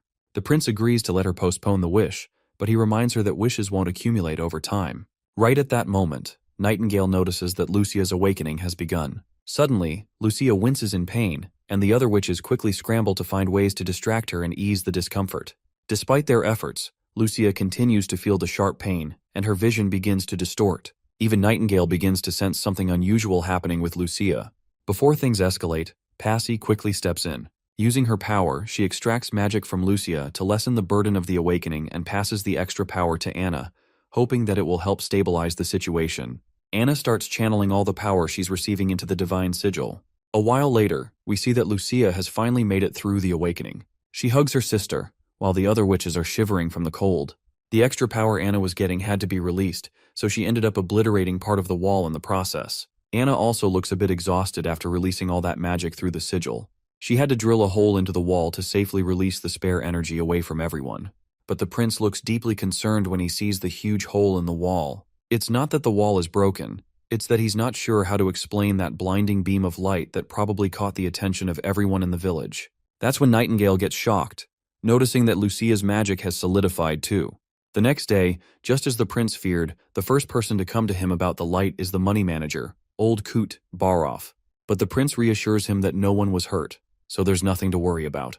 He tells him to spread the word that the light everyone saw yesterday came from the fourth prince capturing lightning from the sky, as he plans to illuminate the town for his citizens. Since the prince is already building electricity infrastructure around the town, it'll be easier to explain it to the townsfolk. Soon, they'll have a new divine source of power that can light up the town like it's daytime. We then see Carl coming to meet the prince, and not just Carl, but also Kyle, Sichi, Iron Axe, and his knight. They all have one thing on their minds: the light they saw last night. Iron Axe wants to know if that was an attack by the demons, while Kyle Sichi makes a wild guess that it was from the divine sigil. Once they get the assurance they need, they promptly start to leave. Lastly, the prince's sister comes to visit him. He nearly chokes on his tea when he sees her there, and quickly starts reassuring her about what happened yesterday. But it seems like his sister already knows what happened, though she's a bit more interested in why it happened. According to Miss Agatha's explanation, anti-phase pain can be avoided in both awakenings and coming-of-age events through practicing abilities and exhausting their magic. This theory matches the rough logic they worked out themselves. Slumber Island has been fine following that method, but the question remains, why was Lucia affected by anti-phase? However, Lily isn't too surprised. Since coming to Border Town, she feels like she's seeing high-tier awakenings every day. The prince then states that he has a hypothesis about Lucia. It might be the key to what happened. He notes that her academic performance has improved a lot recently. Apparently, Lucia White hails from a family of merchants in Golden Wheat City, so she already had a background in literacy and mathematics. Since she also has no trouble understanding natural sciences, her academic achievements have been excellent. While Tilly doesn't doubt the prince's claim that a deeper understanding of the world can lead to evolution, she's not sure how this relates to magic antiphase. The prince then highlights that, based on his observations of Lily, Leaf, and Moon, evolution also increases a witch's magic capacity. He believes this effect is closely tied to a witch's knowledge of their environment. They're connected in the same general framework, but when it comes to situational and isolated events, magic doesn't compare to knowledge. Moon is a great example. She's a member of the Witch Union who evolved through an epiphany, but her magic is nowhere near the level of Anna or Soraya. From what Tilly understands, the prince is saying that Lucia awakened and evolved at the same time. This caused her magic to double, triple, or even increase many times over, far beyond what she could handle. The prince acknowledges this, but adds that he doesn't think awakening and evolving are the same thing. Increases in magic capacity are generally categorized into 3 types: awakening day, coming of age, and evolving. While they may seem similar in their effects, he believes the first 2 are mandatory stages, whereas evolving is self-motivated. He points out that antiphase isn't present during evolving. If awakening and evolving were the same, Anna's rapid growth in magic would have killed her when she evolved. The prince hypothesizes that witches have a danger line for their magic capacity. When they exceed this limit, their bodies are plunged into extreme pain. However, with daily practice, this line can slowly be raised. That's also why witches are advised to deplete all their magic before awakening day, to prevent overwhelming their bodies with excess magic. In simpler terms, the prince believes that Lucia's magic increased far too much, and her overwhelming magic went past the danger line, causing the accident. He further explains that Anna might have suffered just like Lucia, but her magic capacity was already enormous. Because of this, her danger line was much higher than the average witches. This also explains why Lucia returned to normal after Passy absorbed some of the violent magic. It never really belonged to Lucia in the first place. Tilly is amazed by all the hypotheses the prince has to offer. They explain a lot of things. She then asks him why magic can appear in so many different ways when it all comes from the same source, and why witches can only see the magic in the world once they awaken. The prince responds that magic only truly belongs to a witch once they accept it. Awakening can be seen as drawing magic to oneself, but ultimately keeping only a small portion, while evolution is about expanding that small portion. The more knowledge a witch has, the stronger they become when they evolve. This also makes sense because there's no limit to evolution. There's no end to learning more about the world. Suddenly, the princess gets curious and wonders how powerful the prince would be if he were a witch, given all the knowledge he has. But the prince quickly shakes off that thought. He really wants to personally experience what transcendence feels like, but he'd rather avoid paying the price. Princess Tilly then requests him if he can give her permission to bring some of his curriculum back to Slumber Island with her. The prince agrees to her right away, as it will be beneficial for him if the witches on the Slumber Island evolve as well. Besides, she is sister, so he possibly can't say no. This remark leaves her embarrassed, and an awkward silence falls over the room. She doesn't say anything afterward and quietly decides to leave. On the other hand, the prince regrets what he said. He realizes that he probably overstepped his boundaries. He doesn't think she'd be interested in him saying that, especially since she hasn't fully trusted him yet. But just before she leaves the room, Tilly turns to him and admits that she would have been more glad if he were not her real brother. Later, as the prince sits alone in his office, he keeps replaying the phrase in his mind Tilly had said. While he's spaced out, Nightingale suddenly appears in the room. Prince wants to know if Nightingale understood what Tilly meant by those words, to which Nightingale says she surely has no clue. The prince definitely doesn't want to interpret this the wrong way. After spending time with her this winter, he has a better understanding of her personality. He wonders if Tilly might be saying she doesn't want the fourth prince to return, or maybe she was commenting on how he pulled her into their relationship. Nightingale then points out that since he's not her actual brother, he shouldn't be worrying too much about it. Not to mention, she didn't need any powers to tell that he was lying. I mean, since he is not her real brother, why would he be comfortable giving his Natural Science 101 lesson? The prince gets embarrassed, but quickly clarifies that since this winter will last a few more months, making a copy of his book won't hurt him. Besides, he is 100% sure that his sister has practically memorized its contents already. But still, she made a formal request to test his attitude. Since Slumber Island is made up of witches, they'll continue to solely rely on magic, whether they evolve or not. But he proudly claims that he is different. This knowledge can bring both witches and mortals to greater heights, because he relies on everything, not just magic. Later we find ourselves outside, where poor Lucia has just made her way into the facility. Anna is there too, and she makes sure to warm the poor girl up. Afterwards, Lucia looks at the table and notices various parts scattered around, then asks Anna what she's making. Anna explains that some parts are for new firearms, and the prince said he hasn't succeeded yet, so he'll need more testing. She then asks about the prince, and Lucia says he had some other business to take care of, so he'll be late. He will surely come since he also wants to get familiar with her new abilities. Anna is just glad to see that Lucia is making progress too. She promptly hands Lucia a metal piece and tells her to demonstrate her new abilities. Lucia grabs the metal piece, and as soon as she activates her magic, she finds her consciousness somewhere else entirely. She sees a lot of different colors on the surface of the metal she's holding. She's sure these aren't the tiny atomic particles the prince was talking about.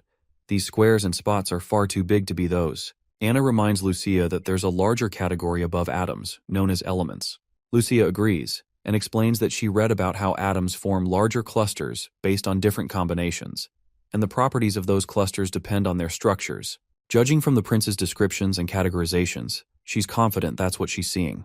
Anna seems to finally understand. Based on her own knowledge, she suggests that this might be a branching ability, a rare talent among matured witches. Anna recalls Agatha mentioning that such rare abilities only appear during a witch's maturity day, and they're closely related to the witch's main ability, possibly enhancing or balancing it. So in the same way, since Lucia's main ability is disintegration and restoration, these color blocks might be a guide for her to dissect specific elements. She then encourages Lucia to try extracting a single element. As soon as Lucia begins, a light starts to illuminate. She successfully extracts another material from the metal, though the process is exhausting, and she takes a rest. Meanwhile, Anna inspects the result. She realizes it might be a new alloy formed from raw iron and other elements, though she isn't certain. However, she decides she can run a small experiment to confirm it. She hypothesizes that Lucia can extract specific elements from a whole object. However, the remaining elements don't just fall apart, they rearrange themselves according to certain rules when they lose those elements. If this is true, Anna is convinced that even every useless byproduct can be reproduced in Lucia's hands. The scene transitions to a black boat sailing across the sea. The boat captain inquires about the type of business the onboard merchant intends to conduct in the western region. He warns that the area once produced jewelry and furs, but such industries have long since disappeared. The merchant speculates whether the population there might have turned to banditry, but the captain dismisses the idea as outdated. Ever since the fourth prince took over Border Town, the western region has been really strange. No one knows what he's doing there all day. Still, any merchant traveling there seems to do well. Whether it's food, clothing, or anything else, everything sells. Hearing this, the merchant hopes he won't return empty-handed. However, even if he does, he doesn't mind much. After all, the main purpose of his trip is just to meet the leader of Border Town, Roland Wimbledon. His identity as a rebel makes it inconvenient for him to travel openly as an ambassador.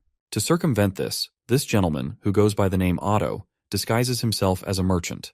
The disguise, however, comes with its own challenges. Otto must abandon his expensive attire, blend in with the crew, and endure the cramped quarters below deck, sharing the same utensils and living conditions as the sailors. Before embarking on his journey, Otto sought information about Border Town by questioning local informants. From them, he learned that, on paper, the king would have to harbor deep animosity toward Prince Roland Wimbledon to assign him to a place as desolate as the western region. This theory aligns with Roland's tarnished reputation. However, the reality presents a stark contrast. Despite all of the shit and warfare that followed the former king's royal decree, Roland has secured an unshakable grip over the western region, and now poses a significant threat to the new king. Among the common folk, some claim that Roland has fallen to the devils, others say he actively recruits witches. Yet for Otto, neither of these allegations matter, so long as Roland holds a grudge against the church. In that regard, Roland is far more palatable to the Kingdom of Dawn than Timothy. As soon as the ship reaches the shore, Otto is utterly baffled by the sight before him. He can hardly believe his eyes, questioning if he has indeed landed at Border Town's piers. The structures before him dwarf even the piers of Grey Castle's capital, which are only half as large. Furthermore, the enormous ships docked there seem far too massive for traditional rowing. The sight is nothing short of extraordinary. Beyond that, Otto notices organized cargo checkers at work and discovers that there are no toll fees, a concept that seems entirely absurd to him. As the carriage makes its way through the bustling marketplace of Border Town, Otto's astonishment only grows. Among the stalls, he notices peculiar products that he has never encountered, not even in the Kingdom of Dawn. While Otto marvels at the market's unique offerings, the scene shifts to Ash and Andrea walking through the same marketplace. Andrea appears indifferent to her surroundings and pays no attention to Otto. However, Otto immediately recognizes Andrea and calls out to her. Hearing her name, Andrea turns around and, upon seeing him, recognizes him just as quickly. Later, the group heads to a nearby motel to catch up. Otto is overwhelmed to meet Andrea again, having believed for years that she was dead. While they talk, Otto notices Ash and inquires about her. Ash promptly introduces herself and, with curiosity, asks Otto how he knows Andrea. The man formally introduces himself as Otto Lux from the Kingdom of Dawn, explaining that he has known Andrea since childhood. He reveals that his sister Belinda, a member of the Toccata family, and the Prince of Dawn, His Highness Appen Moya, were all close friends with Andrea. Upon hearing these notable names, Ash quickly recognizes that Otto must belong to a privileged class, and asks why he had assumed Andrea was dead.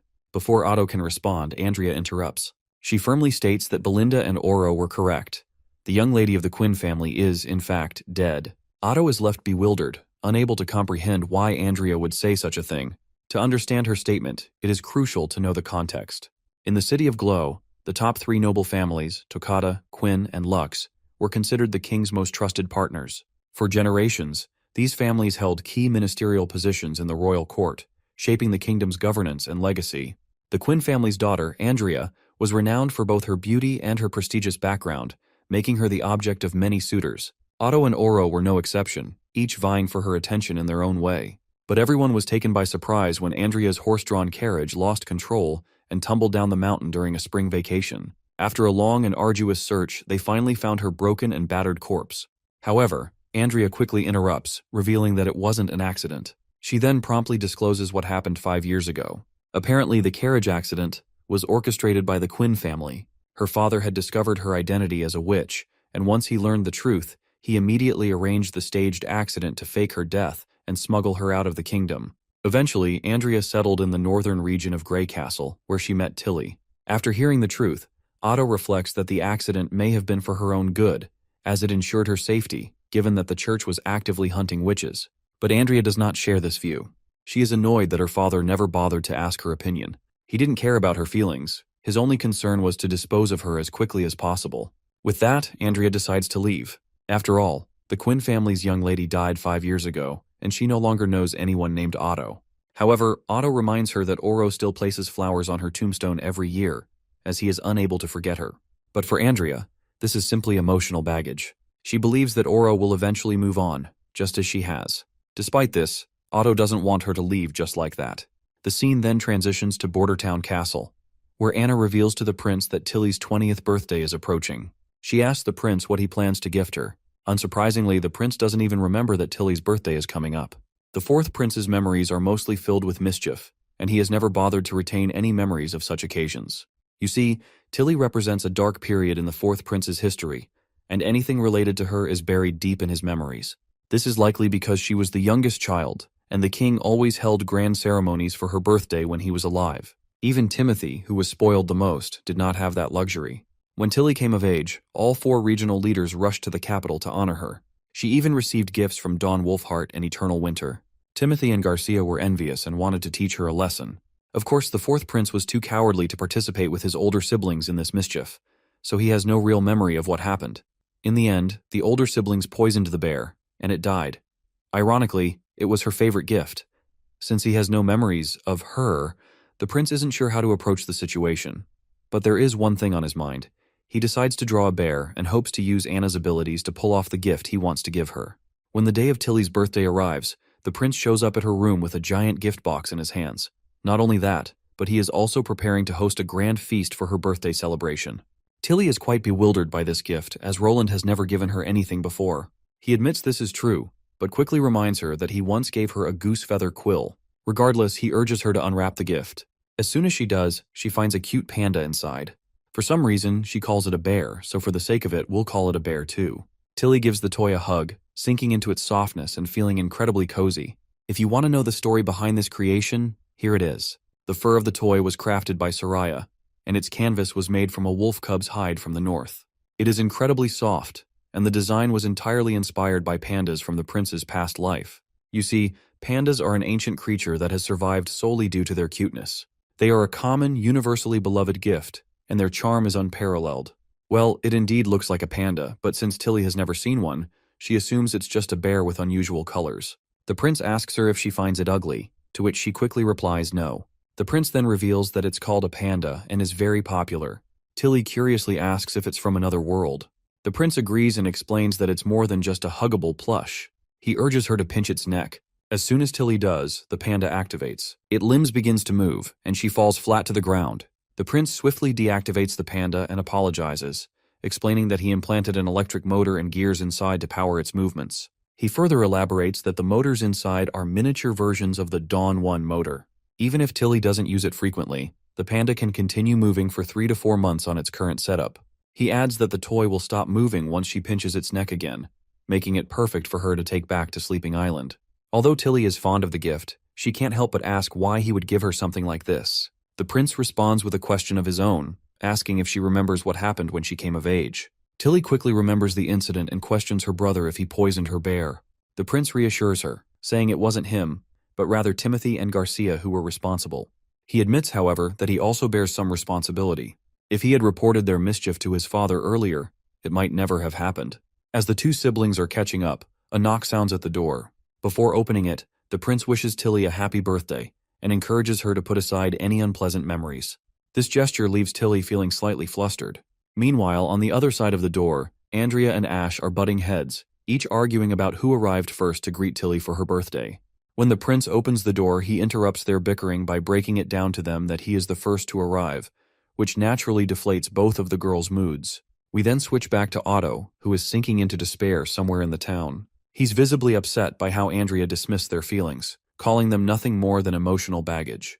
It's been 2 days since their last encounter, and Otto has walked through every corner of the town in search of her. He even spent the rest of the day wandering around the market, hoping to catch another glimpse of her, but to no avail. Despite his search, Otto hasn't forgotten his original purpose.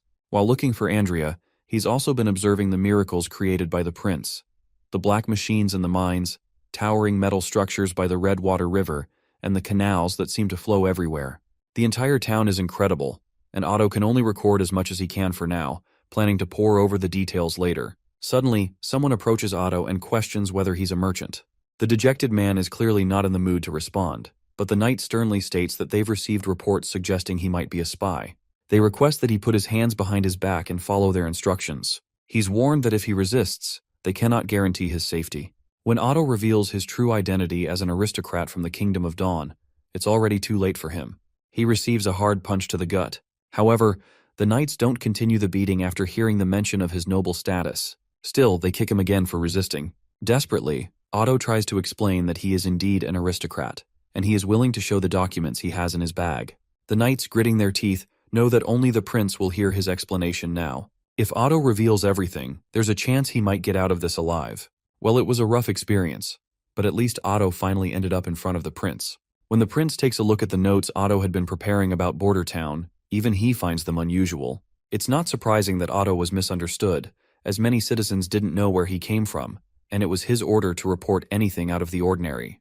The prince admits that Otto's arrest was rougher than it should have been, but emphasizes that most criminals immediately retaliate with weapons. Since the start of winter, 2 police officers have been injured in Border Town, and they were all Timothy's spies.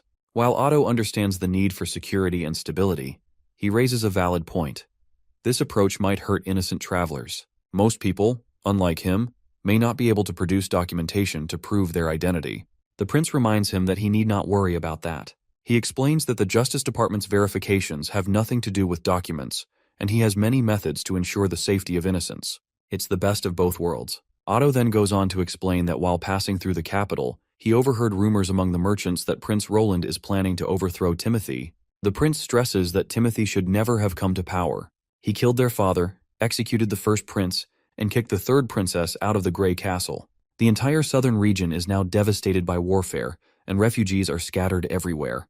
These are all Timothy's crimes. Only his departure will restore Grey Castle's brilliance. Otto can see the determination in Prince Roland, a drive to actually make a difference, something he never saw in Timothy. Otto then addresses the prince, stating that as a friendly neighbor, the Kingdom of Dawn wishes for Grey Castle to regain stability as soon as possible. He has come to deliver a request for an alliance from the King of Dawn. He didn't bring an official letter, fearing it might be leaked, but his king has granted him full authority on this matter.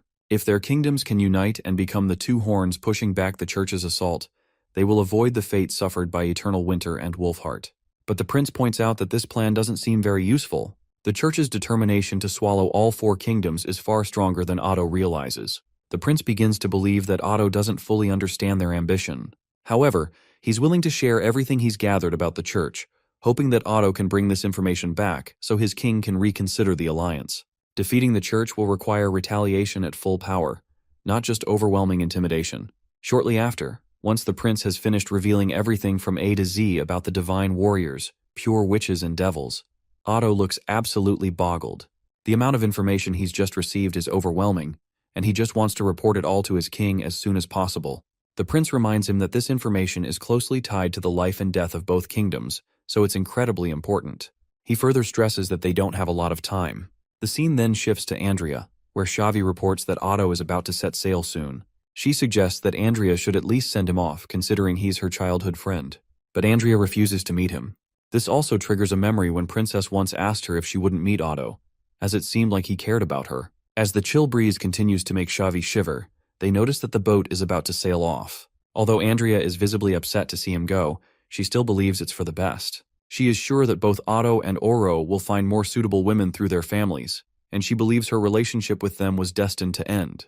With that, she silently says goodbye to him without meeting him for the last time. Later, the prince walks into the facility where Anna is experimenting. He's finally here to see how much progress Lucia has made with her abilities. While Anna warms his hands, she reminds him that she's already successfully fractured new gun barrels and interlocking mechanisms based on his blueprints. However, she thinks some of the designs could still be improved, particularly one part. Prince expresses his appreciation for her hard work, genuinely pleased with her results. He's especially happy that despite only providing theoretical blueprints for the firearms, the practical application Anna has implemented has turned out so well. It's natural to have imperfections in such designs. Moreover, Anna's talent and analytical skills far exceed his own. He believes that one day, her work will surpass his own achievements. Anna then bows her head, hoping for a pat on the head, and the prince fulfills her request with a smile. Next, Lucia reports her progress. She explains that it will take her longer to work with the steel alloy, as there are simply too many elements to separate. As the prince reads her notes, he's pleased to learn that the superior steel she created by controlling its purity and carbon content is only the beginning. With the various elements now at their disposal from the northern mines, he knows the work ahead will be difficult, but he's willing to try whatever it takes. He then asks to see the tests Lucia conducted, and she promptly presents them. I have already dragged this part out a bit, so let's summarize the next part. Agatha is also working on her project. She's in the process of creating nitrogen, while Soraya's task is to make containers to seal it. With all these components, the prince is planning to eventually create a light bulb. It's the dead of night, and everyone has gathered outside in the courtyard, yet no one seems to have any clue what the prince is planning. Wild guesses float through the air as the crowd murmurs in confusion. Then, with a single press of a button, the prince debunks all the wild guesses when the bulb lights up to life. The sudden brightness is blinding, and even lightning has to shield her eyes from the sharp glare. The crowd gasps in awe, and the prince explains to everyone that this is a light bulb. Unlike candles, it won't be extinguished by the wind, and unlike bonfires, it requires no maintenance. From this day forward, the entire town will have access to lights like this. Anna then announces Sister Moon is the true hero of the hour. It is thanks to her efforts that they are able to see light in the night. Some days pass, and the town is bustling with activity despite the harsh winter. The townsfolk are busy clearing snow from the roads, and life seems to move forward smoothly. However, beneath the surface, shady dealings take place as goods are exchanged illegally in secret corners of the marketplace. In the middle of one such illicit transaction, the town's officers raid the scene. One of the shady businessmen is quickly captured, but the other attempts to flee with his goods. His escape is short-lived, however, as he stumbles upon Wade, who promptly arrests him. Later, the two men are brought before the prince. With a cold, commanding tone, the prince demands they reveal their schemes. He warns them that any attempt to lie will result in harsher punishments. The bald man is the first to speak. Nervously, he admits that he had taken some wheat he purchased from the city hall and ground it into rough flour. He then mixed it with wild vegetables and baked it into bread to sell at the market. He insists that he was trying to stay within the law, as the prince had allowed the sale of foodstuffs other than staples. It was a small business that earned him a few silvers each month, just enough to get by without starving.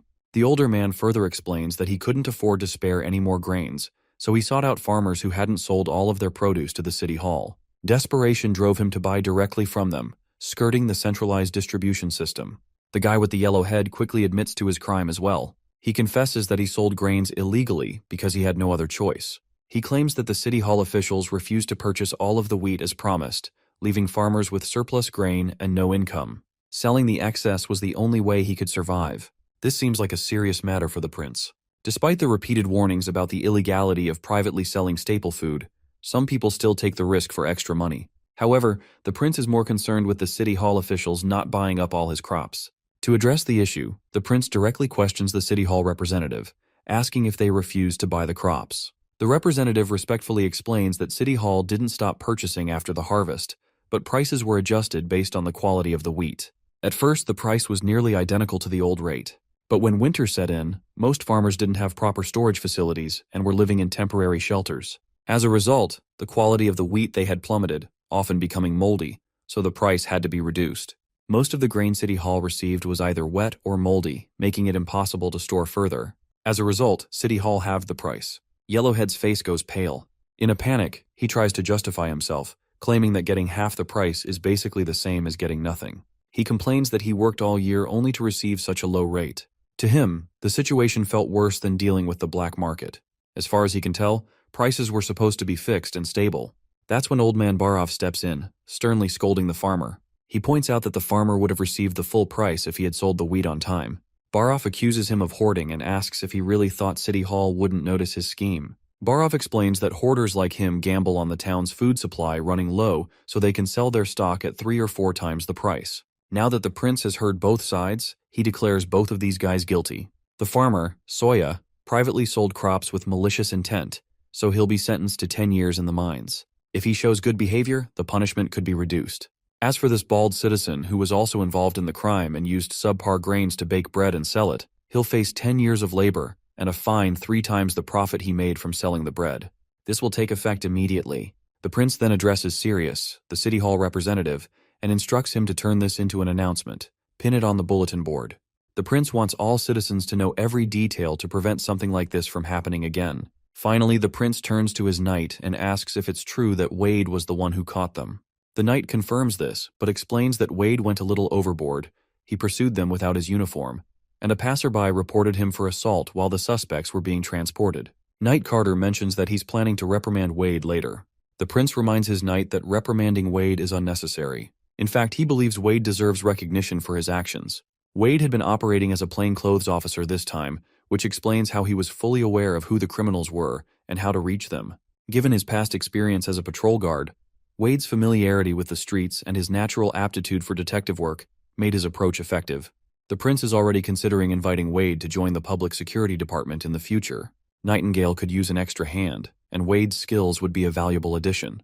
The scene then transitions to the deep tunnels of Hermes, where Archbishop Tayfun is accompanied by a witch. It is Tayfun's first time in these depths, and he wonders if the Pope truly intended for him to be here.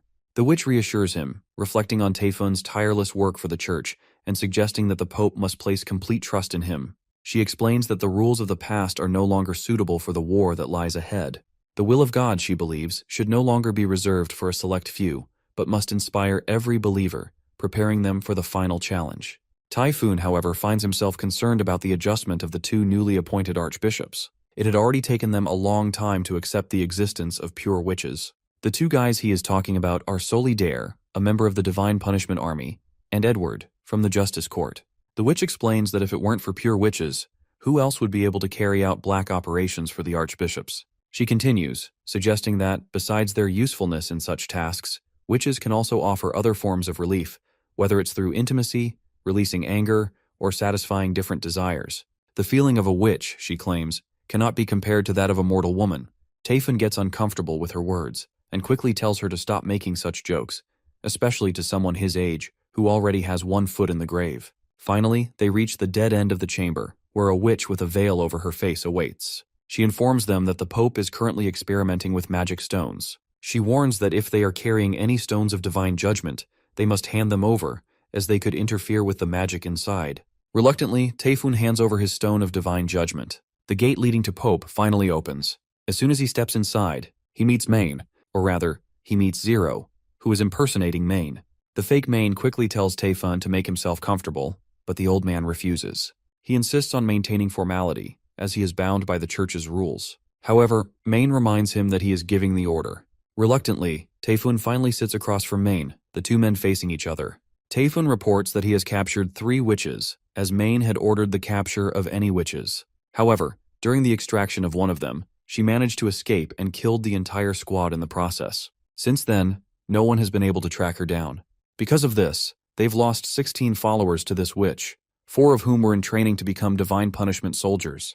Taefun warns that if this happens again, the members of their order will begin to fear participating in such operations. Main reminds his old junior that combat witches are rare, and most of the fallen witches lack the power to resist. He assures Taefun that incidents like the recent one are unlikely to occur frequently. He explains that every fallen witch represents the potential creation of 2 divine punishment soldiers, which are desperately needed. The pressure on the Hermes perimeter increases every day, and the church urgently requires more soldiers to defend against the demons. Taefun is surprised by the logical and pragmatic demeanor Main is displaying, noting how much more mature he seems since his inauguration as Pope. Shifting the focus, Taefun shares some good news. Most of Wolfheart and Arista now support the church, excluding a few resistant cities. Eternal Winter, as expected, remains as weak and uncooperative as ever. Taefun reports that the Holy City's resources are projected to double by next summer, along with a significant increase in the size of the Divine Punishment Army. He also notes that the Kingdom of Dawn is facing riots, sparked by the royal court's crackdown on church followers. Despite the pressure from their aristocrats, Taefun is confident the church's supporters in the kingdom can hold out until the end of winter. Main is pleased with this report and announces plans to adjust next year's priorities. Grey Castle will take precedence, while the Kingdom of Dawn will be deprioritized and addressed last. But Taefun reminds his senior that the church's resources are currently focused on the Kingdom of Dawn. Shifting their efforts to Grey Castle would require significant effort and time to reorganize. Main, however, counters by stating that Grey Castle is already in ruins. The royal decree for the throne and the distribution of berserker pills have fulfilled their purpose, plunging Grey Castle into chaos. In contrast, the turmoil within the Kingdom of Dawn is internal, driven by their own instability. It is only a matter of time before they destroy themselves, so the order of their priorities is less critical. What concerns Main the most is the western region's Roland Wimbledon. Over the past year, Main has gathered detailed reports and uncovered something alarming. Apparently, every operation against Roland, whether orchestrated by the church or by Timothy, has failed. Individually, these failures might not seem significant, but when viewed together, the pattern is deeply concerning. Roland Wimbledon has not lost a single battle. His victories stem from his rapid growth, both in military power and influence, and he is continually expanding his reach. Main warns that if given another year, Roland might secure control over the entire kingdom of Grey Castle. By that point, reclaiming the land would become far more difficult and costly for the church. There is too much to be done in Hermes, and Main doesn't have the time to concern himself with the church's internal planning and maintenance. He decides to leave those responsibilities to Taefun. After the brief meeting, the witches escort Main out. Once he is out of earshot, the fake Main calls over a witch named Black Veil and praises her for how much stronger her illusions have become. As Main transforms back into her true form, it is of course Zero. Black Veil accepts Zero's gratitude with utmost respect. At this moment, Isabella, a blonde witch, joins the conversation. She remarks that Roland Wimbledon, the 4th prince, seems like an intriguing guy, and might even have a better chance of defeating the devils than the church does. Black Veil immediately questions Isabella if she is considering betraying the church. Isabella calmly dismisses the accusation, because betrayal sounds ugly to her. She explains that the church's ultimate purpose is to ensure humanity's survival through the divine war. If someone else can achieve that, she doesn't mind who it is. Zero quickly silences them both. She acknowledges Isabella's argument, but stresses that the divine war is about more than survival. It is about becoming God's chosen child. To earn God's smile, Zero declares that she must win this war herself. The scene transitions to this bearded old man of the Eltec family, whom I forgot the name of, but he is father of Furlan, and he claims to be a descendant of Agatha. He questions his son, Miso, about where he is headed while wearing armor. Miso confidently replies that he is going to join Lord Mead EE in his campaign to earn glory and secure territory. He explains that Lord Mead E has gathered most of the western region's aristocrats at his castle, where he presented King Timothy's decree. The decree promises an increase in both status and land to anyone who aids in taking down Longsong Fortress. Miso lists several notable families who have already pledged their support without hesitation. The first is Lady Millicent of the Wild Rose family, the second is Lord Cavan of the Maple family, and lastly, Lord Manoa of the Leaping Wolf family. The fool of a son assures his father that he will prove himself to be better than his brothers by bringing glory to their family. However, his father quickly reminds him of Duke Ryan's crushing defeat. But Miso seems indifferent, and confidently states that this time is different.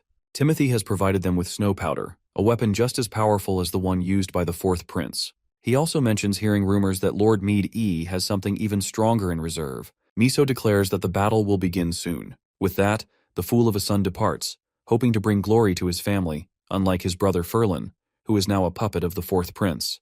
The father can't help but feel disappointment. No matter how strong Timothy or his armies may be, they're no match for Roland. The old bearded man learned this firsthand when he met Prince Roland recently. Roland is an intelligent and compassionate leader, unlike the rest. The old man reflects on his own family, Ferlin, Eileen, and Lady Agatha, all of whom live in Border Town. He orders his butler to leave for Border Town immediately and report this news to the prince. He doesn't care how the butler gets there, he just wants the message delivered as soon as possible. A few days later, we meet an angry Roland, who has just received a distressing message from Ambassador Petrov, who is currently stationed at Longsong Fortress. Apparently, the 4 families of the western region have rebelled, and Roland isn't sure who is backing them up. Knight Carter explains that these families must have been planning this for a long time. The aristocrats likely have a new patron or leader, one who has united them for the first time. Iron Axe suggests that it must be Timothy backing the rebellion, but Prince Roland is also certain that it wouldn't be surprising if the church is involved instead. Looking at the Dragon Cliffs, Roland notes that an attack on the western region is only a matter of time. Carter explains that, according to the letter they received, the enemy seems to have significant firepower. Roland points out that both the church and Timothy are not strangers to snow powder, but it will still take time before it becomes practical for them. Roland is confused. Even if they have a powerful patron, there's still the issue of distance. Border Town is the closest to Longsong Fortress, so why would they think they can defeat the First Army? Nightingale also adds her 2 cents, suggesting that the enemy's confidence likely stems from the ongoing demon months and the major roads being shut down due to the weather. They're still facing constant demon attacks, and to them, this chaos is the best guarantee for success. Prince Roland commands Iron Axe to mobilize the First Army, taking 500 soldiers and leaving tomorrow morning immediately. He orders Iron Axe to bring 6 cannons, and gives him full discretion to make further plans as he sees fit. He then instructs Carter to stay behind and defend Border Town. Naturally, this suggestion doesn't sit well with Carter, but Roland reminds him that the demons are a bigger threat than the aristocrats. He needs Carter to hold the town while he's away. This time, Roland plans to bring the witches with him. Nightingale quickly pledges to go anywhere he leads. Roland explains that his original plan was to expand slowly, gradually absorbing the elite territories. But the rebellion has given him an opportunity to seize land and labor beyond the fortress, and this time he won't be lenient. The scene cuts to the butler of the Eltec family, who instructs the boatman to take him to Border Town, promising a handsome reward from the Eltec family. However, the boatman simply replies that it's not about the money. His boat is just a simple hull with no roof to block out the snow. In these temperatures, it will take him several days to reach Border Town, as they will freeze in the boat long before they arrive. The butler asks if there is anyone who can take him instead. The boatman clarifies that only a large sailboat from the fortress is capable of handling such a journey. Just as the butler begins to despair, a giant boat looms in the distance, followed by a whole fleet of ships, all led by Prince Roland himself, making his way to Longsong Fortress. Lightning appears and reports to the prince that the enemy is mainly concentrated in the ruler's castle.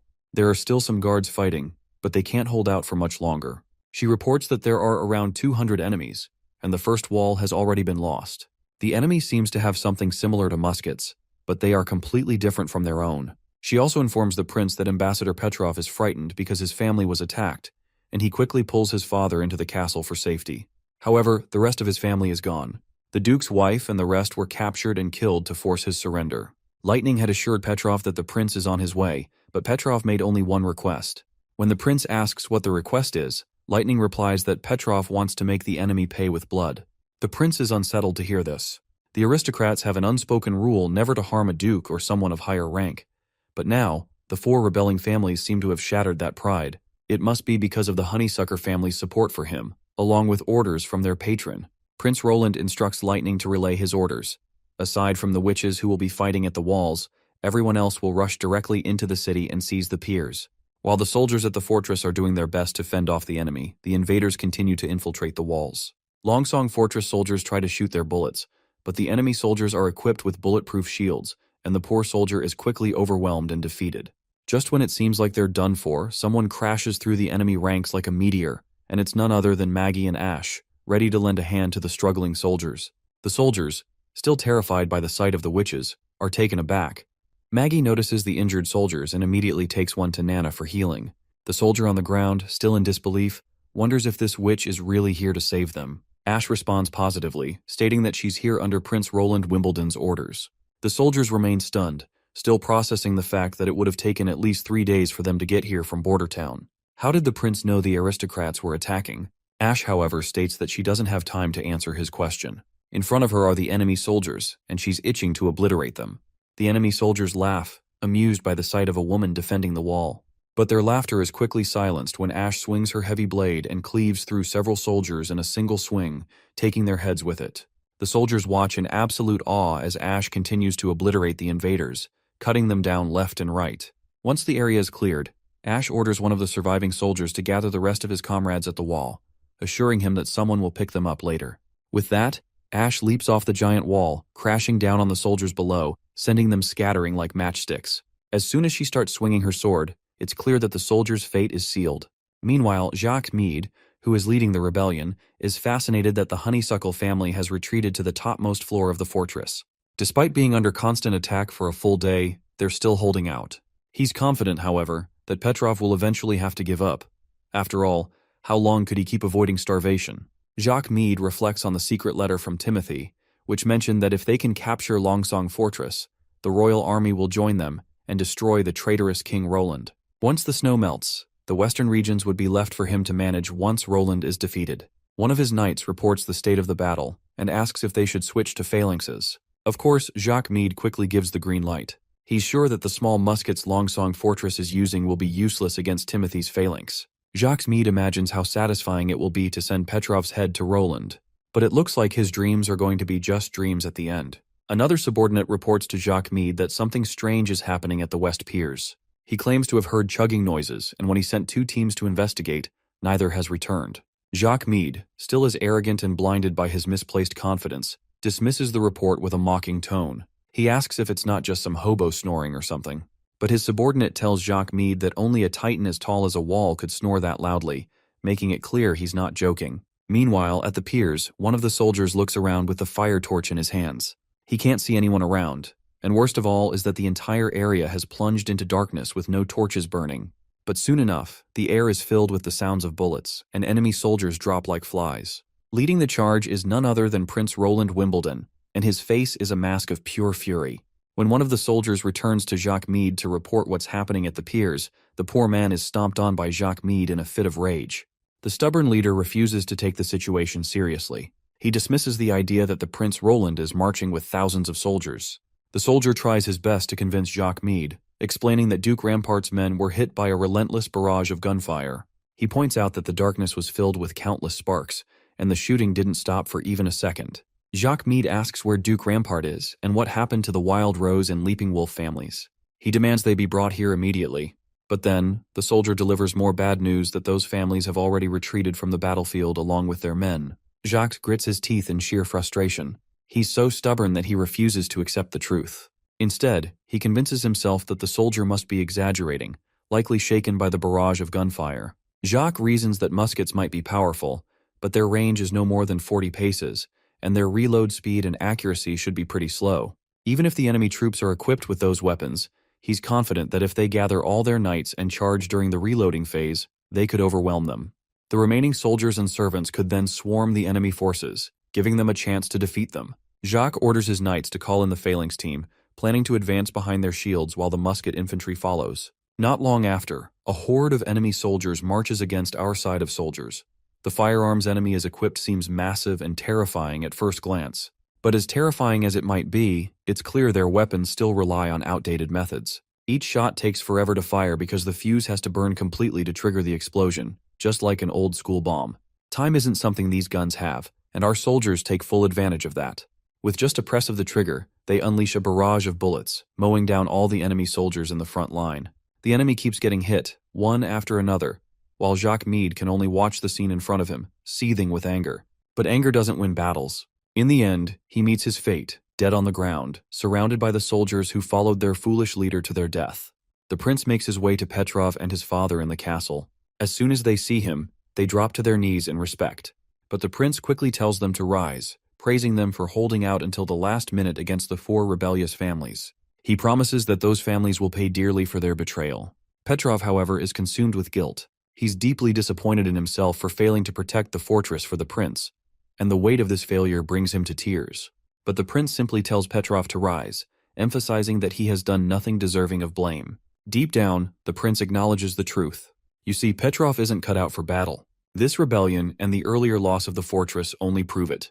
But that doesn't make Petrov useless, far from it.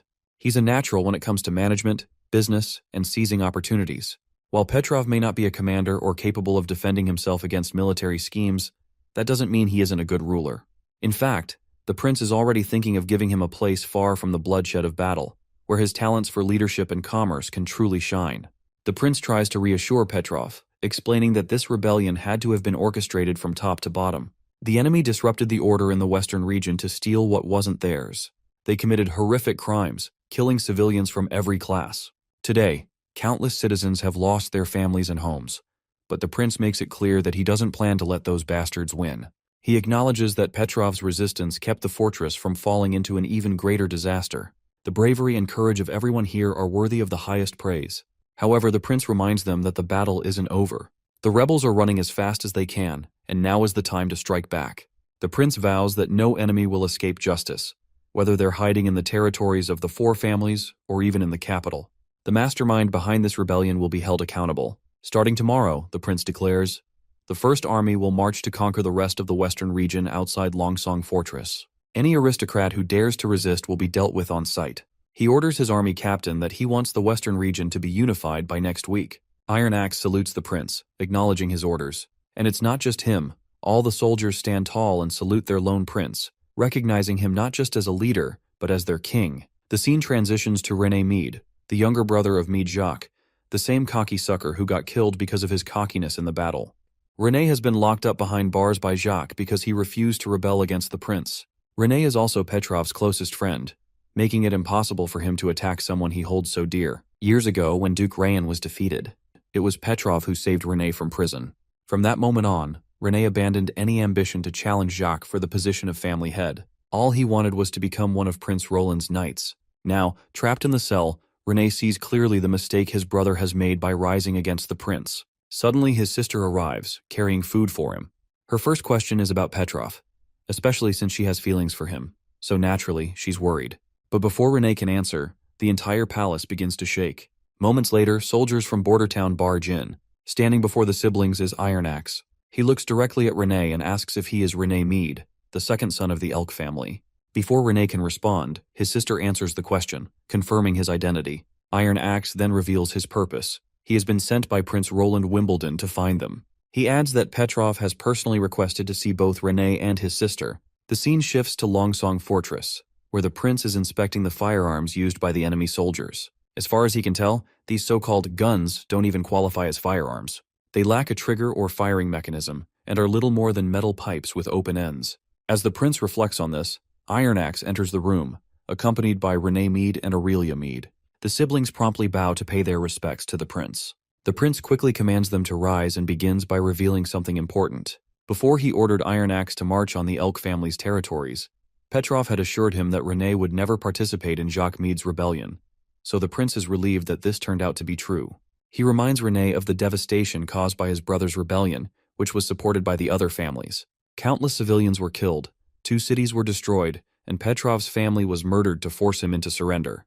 The prince sternly tells René that if he had stopped his brother, Longsong Fortress might have been spared from this tragedy.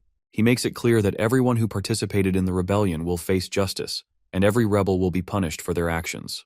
However, the prince reassures René that no harm will come to those who are innocent. He also promises that the Elk family will not face extinction as long as they remain loyal. First, the prince informs René that Jacques Meade has perished during the rebellion. He then asks René if he would like to inherit the title of Earl and serve under him. René bows his head without hesitation and pledges his loyalty right away. Turning to his friend Petrov, René apologizes for the pain caused by his family's actions. However, Petrov quickly reassures him that none of this was his fault. René reflects on earlier times from the earlier chapters, the time when he once proposed that Petrov marry his sister.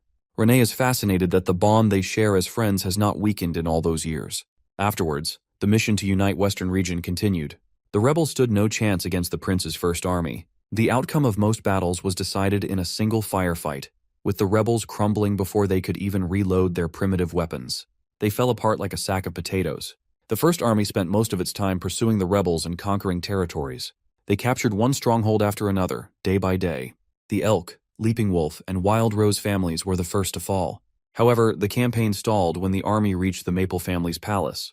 the soldiers encountered an unexpected obstacle, a moat surrounding the palace. 2 soldiers were injured in an initial attempt to approach, and it became clear they couldn't fight effectively while the enemy maintained the high ground. If they wanted to breach the gate, they would have to attack from the bridge, but that was heavily guarded and under constant watch. The commander, whose name escaped my head, lamented not having the artillery team with them. A few well-placed cannonballs could have easily shattered the gates and resolved the siege. Iron Axe highlights an important detail. Reports indicate that the Maple family didn't contribute many soldiers to the rebellion, and their earl didn't even show up. This means their forces are still at full strength, making it unlikely they'll succeed without heavy weaponry. Reflecting on the past, Iron Axe notes that if this had been during his time in Iron Sand City, he wouldn't have hesitated to lose hundreds of soldiers to fulfill his chief's orders. But now he's watched his soldiers grow and become who they are today, and he refuses to risk even a single life unnecessarily. With no artillery or heavy weapons available, the only viable option is to ask for the witch's help. A few days later, Maggie appears soaring through the skies, heading straight toward the Maple family's castle. The soldiers on the walls fire arrows at her, but her massive body renders them completely ineffective. In the next moment, Maggie drops a giant TNT onto the palace. The explosion is immediate, and takes the entire structure in flames, reducing it to a charred ruin in a single swoop. Iron Axe stood watching as the Maple family fell, and with their defeat, he gave the final signal for his soldiers to charge forward. The Maple family was taken down completely. By the time Iron Axe returned to Longsong Fortress, it was the 6th night, and the entire western region was finally under the prince's control. Petrov then came to meet the prince, carrying the completed reports and estimates. He had organized the remaining aristocrats of the western region into categories, and even listed them in alphabetical order by name and criminal status. The findings were staggering. 64 aristocrats were found guilty of participating in the rebellion. 137 aristocrats either refused to participate or were unaware of the rebellion. The rest were knights, nobles, or other non-participating aristocrats. The highest-ranking guilty party was Roman Camellia, the Earl of the Maple family, who had already been captured by Iron Axe. The rebellion had wiped out the 6 prominent families of the western region. The Lion, Leaping Wolf, Maple, and Wild Rose families were now effectively extinct. The Honeysuckle and Elk families had been spared, but their influence and power had been reduced to nothing. With the rebellion crushed, the entire western region was now firmly under Prince Roland's command. Petrov reports that Iron Axe has provided him with a list of criminals, but he's unsure if he should hand it over. He worries that Iron Axe may have made a mistake in his judgment. However, the prince assures him that Iron Axe is incredibly skilled at interrogations. The prince trusts Iron Axe's final ruling. In fact, every aristocrat prisoner had been verified by Nightingale, ensuring that no innocent person was punished. Petrov then asks the prince what he plans to do with the guilty aristocrats. Seeing the hesitation on Petrov's face, the prince asks if any of his friends are listed among the criminals.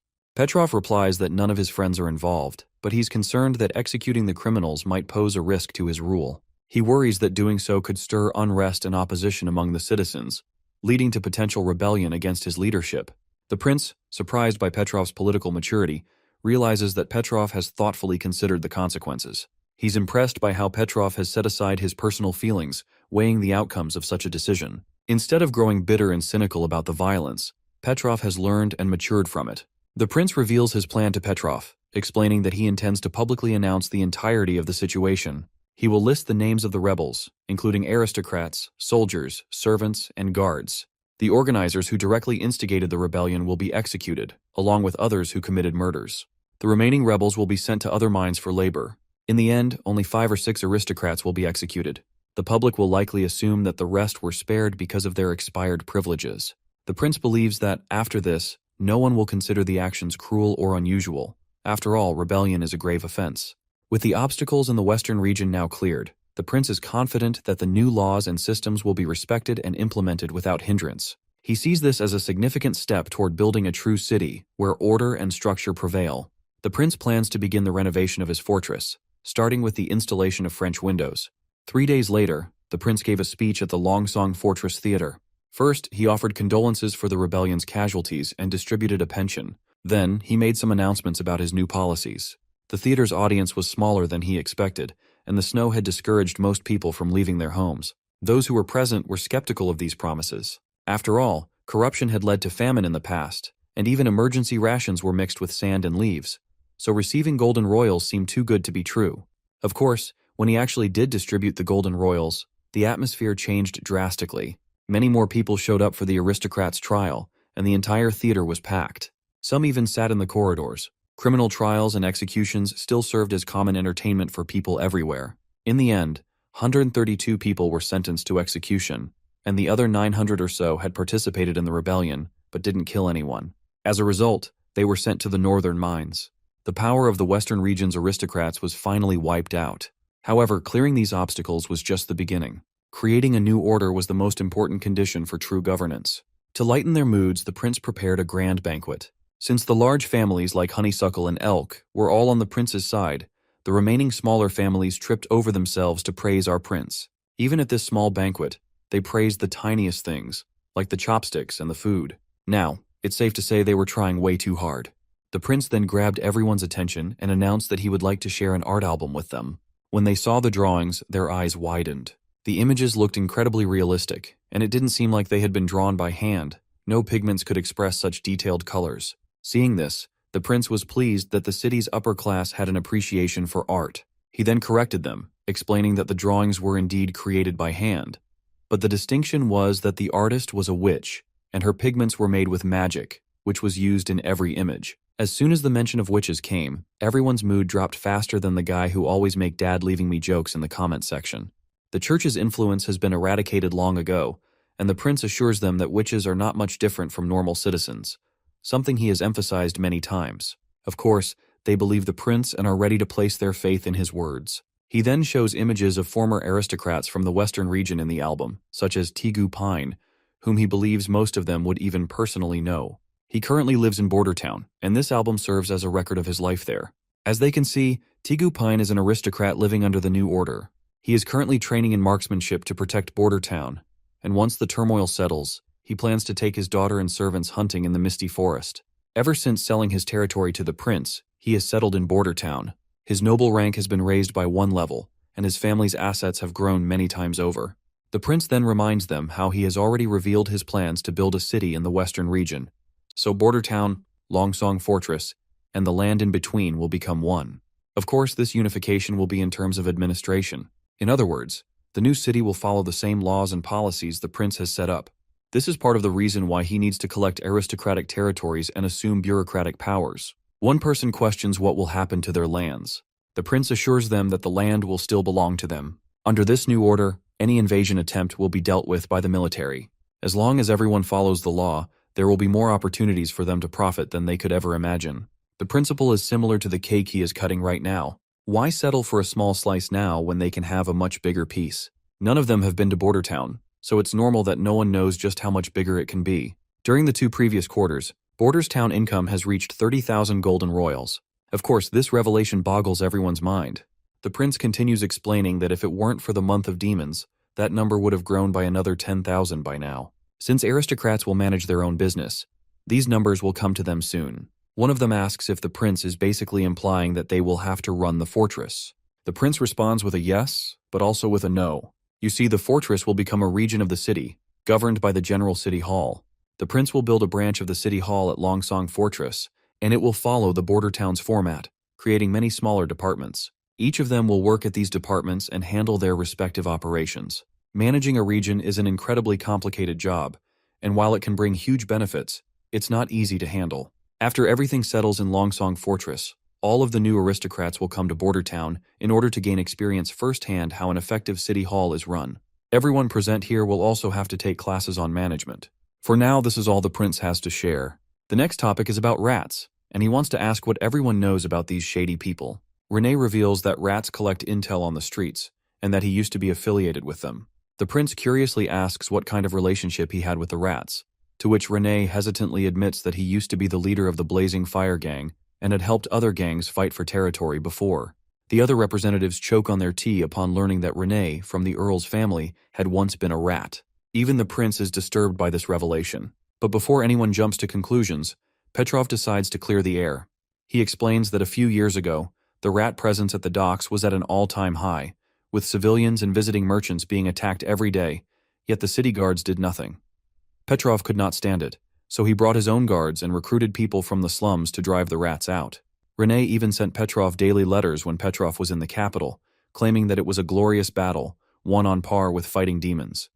While Renee is dying of embarrassment, The prince expresses his plan to remove every rat from Longsong Fortress so that civilians can live in peace. But Renee objects to this idea. He acknowledges that while rats are just everyday people, they wouldn't stand a chance against knights. However, if rats are labeled as criminals in order to get rid of them, there won't be many people left in Longsong Fortress. He explains that people often change from civilians to rats, or vice versa, and many become desperate when the months of demons are prolonged. It's why many rulers allow black markets and criminal activity to exist. They prefer the rats to fight among themselves rather than risk creating a huge riot. The prince then inquires who organizes the rats, to which Renee reveals that some are local aristocrats, while others are foreign criminals. The prince is glad that no one present here owns a gang. However, it would be fine even if they did, as the prince wouldn't mind as long as they cooperate in clearing out these bad nests of rats. He then addresses Renee and assigns him the mission to put an end to all illegal activity in the fortress within the next month. Renee will need to cooperate with the First Army and eliminate various gang leaders to crush all rat organizations. He also commands Petrov to open the fortress's food inventories and distribute more rations. Some present there quickly object to this idea, arguing that if they coddle the public, they will only demand more, and by then, everyone will become beggars in the city. The prince finds himself disappointed that these aristocrats could only think of the negative all the time, which makes him believe they are lazy and foolish. He is certain that all these commoners need is a good role model and proper direction, and they will become the real backbone of the world he is trying to create. So he declares that he has made up his mind, and this will be his first lesson in teaching how to run a proper city hall. Every citizen needs to understand every detail of public policy. He wants everyone to answer the public's questions and listen to their feedback, because this is how an administration avoids becoming an empty shell. You see, new ideas, unified laws, enforcement, and political transparency are everything the prince is preparing for his new order. The scene then transitions to Sister Echo, followed by Iron Axe, who reminds her that the fortress is not as safe as Border Town, so she shouldn't wander alone. The prince had also asked him to guard her if she left the castle without any other witches. Every time Iron Axe talks to her, he refers to her as Chief. After all, she was the chief of the Osha tribe under her former name, Drow Silvermoon. She doesn't like being called by this title, but Iron Axe continues to do so because this is how he sees her, even to this day. The other citizens begin to stare at them, so she decides to wander off to the other side of the shore. As she walks around, Echo points out how Iron Sand City was nothing like this. Before leaving the southern region, she thought the entire continent looked the same and never expected anything other than sand. Water and oases were precious resources that people would die for, but here, no one would bleed for the Redwater River, and water is available everywhere. But Iron Axe reminds her that people still fight for other things, such as golden royals, jewels, pride, and status. He believes that battles are everywhere, no matter the circumstances. Echo, however, still believes that the prince could stop the war. Even Nightingale told her that the Sand Tribes, Grey Castle, mortals, and witches, all of them would enjoy resources equally and live as they wish. She then questions Iron Axe if he wants to return to Iron Sand. The big guy responds that he has already sworn allegiance to the three gods and will serve Roland Wimbledon forever. However, she doesn't need to worry, as the prince promised her revenge, and he won't go back on his word. When the day of their return comes, everyone will respect them. But Echo doesn't want to be the chief of the Osha tribe anymore. She likes to stay near trees and greenery, and she enjoys being with Wendy and Nightingale. She also likes to learn the songs that the prince teaches her. While she does wish to go back and visit one day, she doesn't want to remain in the desert and endlessly quarrel for water. She decides to start practicing her voice here, as no one is around and she won't be disturbing anyone. She tells Iron Axe that she has made a song for her home and wants him to hear it. She explains that she used the techniques the prince taught her, advising her to mix different instruments together to create a layered tune. But the names were strange. She is sure that only the prince would come up with words like techno and heavy metal. Iron Axe just smirks, believing that the prince is naturally different, and in fact, he is the child of God. Echo then begins her singing, and as she sings, the atmosphere around her begins to shift. Since this song is directed at her home, the entire mood changes, and the scene starts to transform into a sand-filled landscape, even though it's the dead of winter. Once Echo stops singing, everything returns to normal. However, Iron Axe notices that the sand that appeared during her singing is still present on his hands. Later, he reports this to the prince, explaining that he saw the desert in Echo's voice and even found specks of sand. He emphasizes that he didn't find them intentionally. He was completely immersed in the moment and didn't even consider if what he saw was real. The prince is unsure of what to make of this, while Iron Axe continues to convince the prince that what he is saying is the truth. Although when she sang other songs, he did not see much, but the experience was surreal. The prince then presents the sand to Nightingale, asking if she can tell whether it is the product of magic. However, even Nightingale has no clue what is going on, as there is no trace of magic on the sand. But when she looks at Echo, she can see that her magic has solidified. Sister Echo seems glad to hear this happy news, while Nightingale reports that Echo's magic is like a blue jewel, as clear as water, and she is just as strong as Maggie. The prince then suggests that although sand is everywhere, Iron Axe wouldn't claw through the snow and dig some out to trick him. With that in mind, he wants to test her abilities himself, and tells Echo to sing the tune she created for her homeland. As soon as she does, the entire building begins to echo with her sweet voice. After hearing her tone, Nightingale reports that she heard the sound of wind through the trees, and the temperature rose slightly. But the prince states that he didn't see a desert, which means perhaps her magic didn't work as expected. Iron Axe continues to insist that he indeed saw the desert. The prince then decides to conduct another test, telling Echo to just sing the song he taught her. Echo begins singing again, and it seems like the experience is different for everyone. For instance, the song Gorillas that Echo played makes Sylvie remember the fear she felt when she first saw a cannon fire. The prince has also started to figure out that a song becomes more significant if the audience has a personal memory related to it. Only then can they truly sink into the illusion it creates. Iron Axe relates to the southern region's culture and environment because he grew up there, and that's why he can feel the desert in Echo's song. Since the prince himself hasn't been there, he can't experience the same thing. However, the prince doesn't have the means to test the full extent of Echo's abilities for now, but he is very curious. He wonders if, when the audience is fully immersed, the illusion could actually become reality.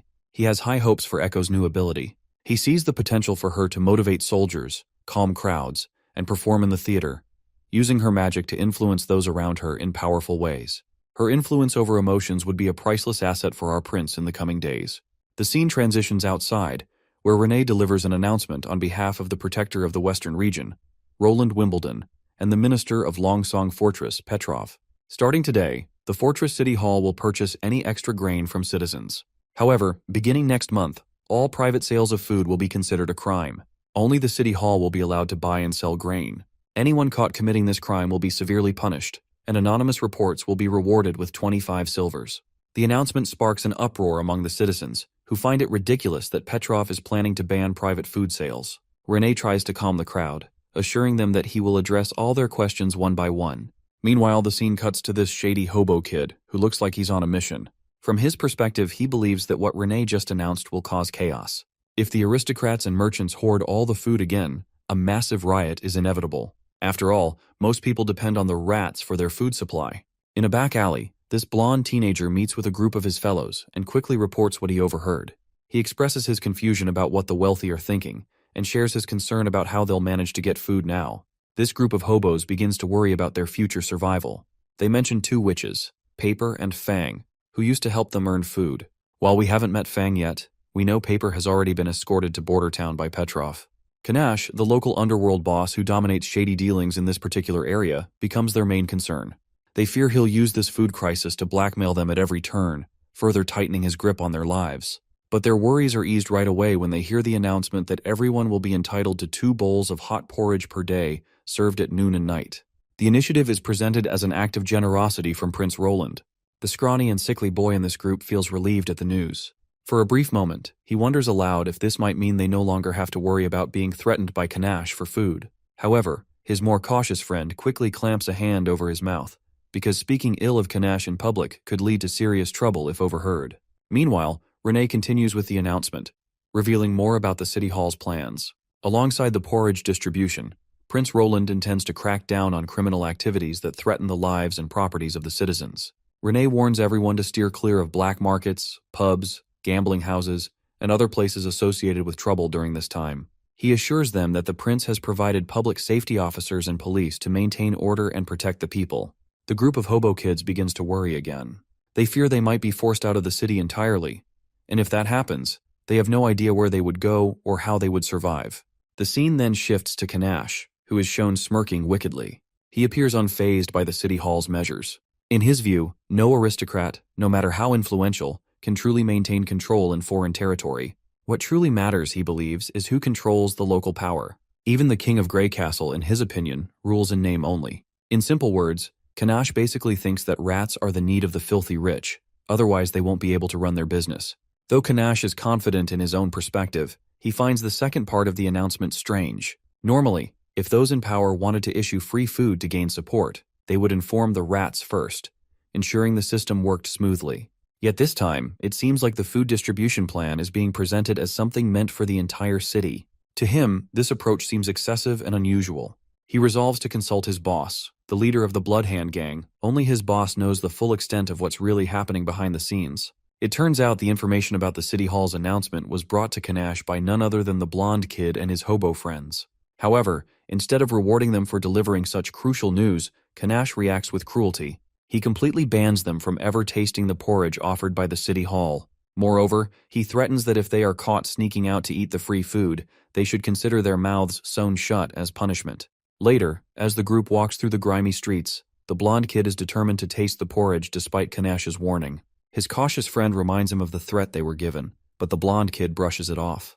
He reassures them that their friend Sunflower is keeping watch, and that right now, and Kanash's closest followers are currently all huddled by the fire, so no one will notice they've slipped away. But the scrawny friend they are carrying, whose name is George, is in worse shape than ever. His condition is rapidly deteriorating, and anyone suffering from the freezing sickness won't survive without food. The black bread Kanash gave them is nowhere near enough to stave off hunger, and George needs something more, and a bowl of hot porridge might be the only thing that can give him a chance to survive. As they arrive at the city hall to receive the porridge, the blonde kid is actually surprised that food is actually being served. The line stretches long, and as they try to sneak into the front, one of the city hall officials warns them not to push or cut the line, or else they'll be disqualified from receiving food. The blonde kid insists that his friend is sick and urgently needs food to survive. George has been starving for days and is now suffering from the freezing sickness. City Hall Officer Wade quickly gestures to his fellow officer to take the sick boy and tells the other two kids that they can find their friend here once he has been cured. Instead of waiting in line for their share of porridge, the blonde kid decided to return to their camp. If they stay here, it would take at least half an hour to get the food, which could put Sunflower in danger. However, when they arrive, they find that their worst fears have already come true. She is already in danger. The filthy scumbags have strung her up with a rope around her neck. She's barely surviving, desperately balancing on her tiptoes on a short bench to avoid suffocating. She is getting brutalized because the others snuck out of the place. Before the two boys can intervene, the thugs cruelly kick the bench out from under her feet. The real horror begins. The blonde kid and his friend rush to save Sunflower, but the thugs are quicker. They strike the two boys over the head, knocking them unconscious. With the boys incapacitated, the scumbags turn their sadistic attention back to Sunflower. One of them decides to pry out one of her teeth, while another thug viciously pounds on the blonde kid, who is starting to stir. But suddenly, the rope around Sunflower's neck is severed, cut by someone or something unseen. This familiar purple mist starts to fill the area, and before the attackers can understand what's happening, shit goes to hell. In just a matter of seconds, two guys have been taken down. That is when someone crashes down from the rooftop, and it's Ash, the mad lad lady. More and more of the thugs swarm the area, but Ash swings her blade and sends everyone scattering in every direction. Nightingale is also present, having taken care of the other attackers with equal skill. The blonde kid rushes to tend to his injured friend. It's then that Officer Wade arrives, raiding the scene with her team. He demands that everyone drop their weapons, declaring the arrest is being made in the name of His Highness Roland. Seeing the overwhelming power of the City Hall forces, the blonde kid is left stunned and overwhelmed. The announcement turned out to be true. These officers, sent by Prince Roland, are indeed here to arrest the rats. By the way, as I mentioned earlier, he is the same kid who used to be with Paper, and he was devastated that Petrov took her away from him. But right now his eyes fill with tears when he realizes that the promises made by Petrov and the prince are not shallow. All the rats at the scene are arrested, including the group of kids. Nightingale approaches the blonde kid, telling him to answer truthfully. She asks him if he has ever killed anyone or robbed anyone. The kid quickly responds with no. Since he is spitting the truth, Nightingale tells him to go get some porridge. She then turns to the other two kids, but before she continues, the blonde kid asks her if she's a witch. Nightingale responds affirmatively, and the kid reveals that these thugs are Kanash's underlings, and that Boss Bloodhand is the true leader of the rat faction in the fortress. He believes that catching them is key to eradicating the entire rat faction. Nightingale reassures him, promising that no criminal will escape justice. This assurance brings a small, hopeful smile to the kid's face who were brutalized by these bastards. The three kids rush to join the queue, feeling a sense of happiness and relief now that they've been saved by a witch. They're excited about the possibility of meeting Paper someday. After standing in the line for a while, they finally reach the front and get their turn to receive food.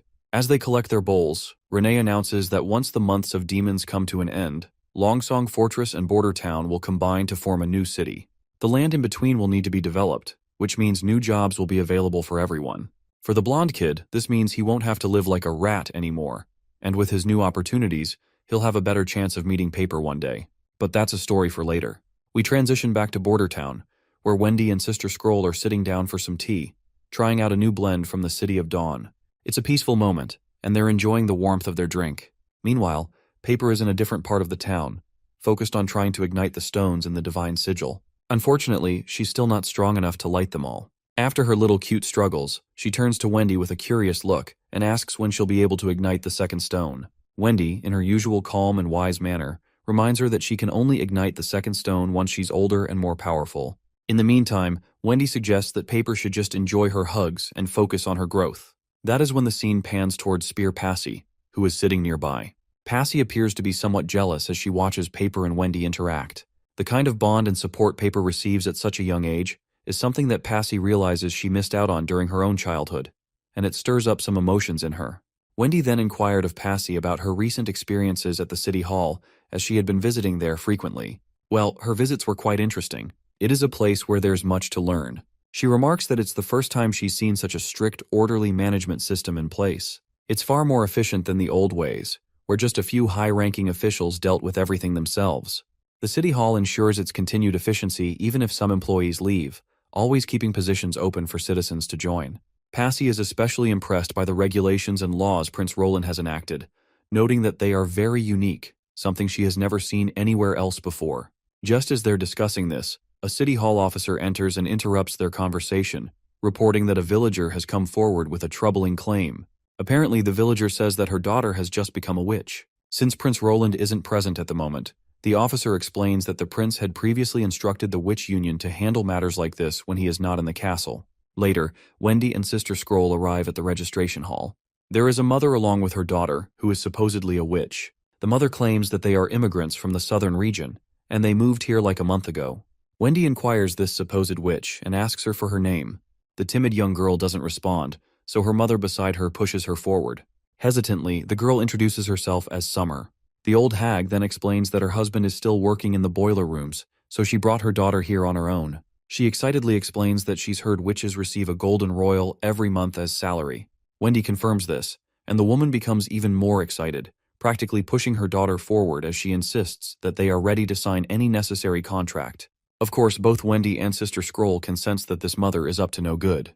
Wendy calmly explains that joining the Witch Union requires an evaluation. Since Prince Roland is not present, Summer will need to stay at the castle for now, and the contract can be signed once the prince returns. The mother agrees without hesitation and promptly begins to walk away, leaving her daughter behind. The poor girl looks visibly anxious. Sensing her unease, Wendy gently explains to her that there's nothing to worry about. She adds that the Witch Union isn't anything like the terrible rumors people might spread. Later, Agatha joins them and hands Summer a magical stone. Wendy reminds Agatha that Summer isn't yet familiar with her magic, as it's only been 3 days since her awakening. Agatha assures her that there's no cause for concern. The stone she's provided is a balanced magic stone, designed to measure the overall level of magic within someone. While it's not as precise as Nightingale or Sylvie's abilities to sense magic, it's the best tool they have available to determine if Summer truly possesses magical powers. After the little test, Agatha confirms that Summer does qualify as a witch, specifically a summoner type, but her level is extremely low. Agatha further explains that it's not unusual for magic to be this weak early on since it hasn't fully gathered yet. It's still in a juvenile stage. They decide to figure out what kind of ability Summer has, so Wendy asks her to demonstrate. Without hesitation, Summer uses her magic, quickly forming a mirage. The illusion offers a glimpse of the past, where we see Sister Scroll and Wendy having that tea time. Everyone watching is left awestruck because the scene Summer creates looks incredibly lifelike. Agatha notes that while the ability to create illusions is rare, it's not unheard of. She recalls at least 2 other people in the Alliance with similar powers, one of them being a high-tier witch from Falling Star City. Meanwhile, Summer feels drained, having used up most of her mana. Wendy then asks her how many times she can use that ability in a day and whether she can control the illusions more specifically. The girl reveals that she can use her ability about 2 or 3 times a day. She hasn't tried going beyond that, but it gets increasingly tiring each time. Hearing this, Scroll explains that it sounds like magic depletion, which is pretty natural. Magic flows like water or swirls like fog. It's the source of her power every time she uses it. Scroll assures her that they'll slowly teach her about the other attributes of magic over time. Later, Summer demonstrates her ability again. This time, the scene she creates shows an event from about a day and a half ago, when the witches were having dinner together. Scroll records everything to share with the prince. Few days pass by, and Sister Scroll decides to send Summer back until Nightingale does not verify her identity. After all, they can't afford to take any risks when it comes to Prince Roland's life. So because of that, Summer had to leave. But she seems much more energetic when she leaves the castle after staying for a while. She asked lots of questions about the witches and the prince, clearly excited to learn more. Initially, Summer thought the prince was a scary guy who kept many women around him, but she soon realized it was just a misunderstanding.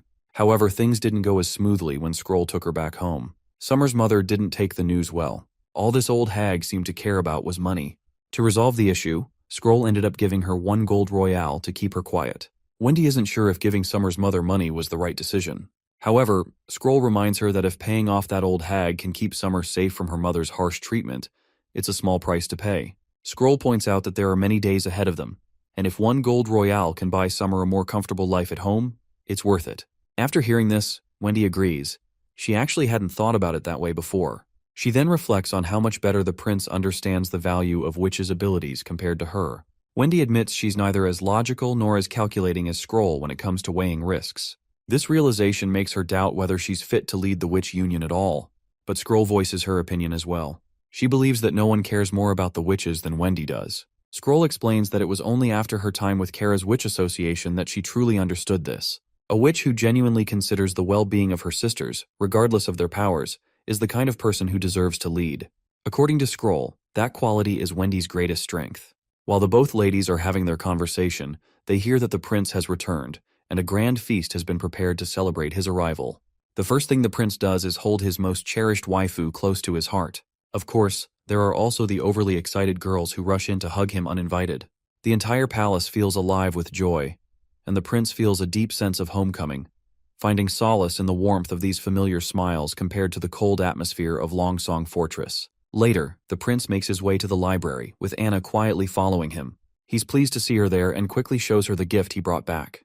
It's a collection of historical records and legends, along with some secret lore about the Western region, which he retrieved from the Duke's office. Before he can finish explaining, Anna closes the distance, and they share a heartfelt kiss. For a while, they decide to just savor the moment together, letting the world fade away. The next day, Wendy reports to the prince about the newly awakened witch in Border Town. After reading through the report, the prince agrees to take her in, and they decide she can sign a contract that very afternoon. After that, Wendy hesitantly brings up a matter that has been weighing on her. She admits that she doesn't feel capable of managing the witch union. In her view, Scroll is far more experienced and mature, making her a better candidate for leadership. The prince listens patiently, but already knows Wendy had shared this concern with Scroll. He also knows what Scroll's response was. He gently reminds Wendy of something important. Management techniques can be learned, but personalities are much harder to change. He points out that, aside from Maggie, she's the only one who truly adores all of the witches equally. Besides, the prince reminds Wendy that Scroll is already in charge of the education department, and her workload is only increasing. She wouldn't have enough time to focus on the new witches properly. He shares his vision of making the witch union self-sufficient, with minimal input needed from him. He wants the organization to be well-known and respected by everyone. To achieve this, he tasks Wendy with creating a proper management system to determine witch assignments. As for him, his role will focus only on guidance for evaluations and abilities. He also suggests that Wendy consult Miss Spear for specific advice on management. Additionally, she's free to recruit assistants or city hall workers to help her with administrative tasks. Wendy acknowledges her role with a little dose of confidence and decides to leave to start working on the system. Now that Roland is done with his paperwork, he decides to sort the books he had been working on yesterday.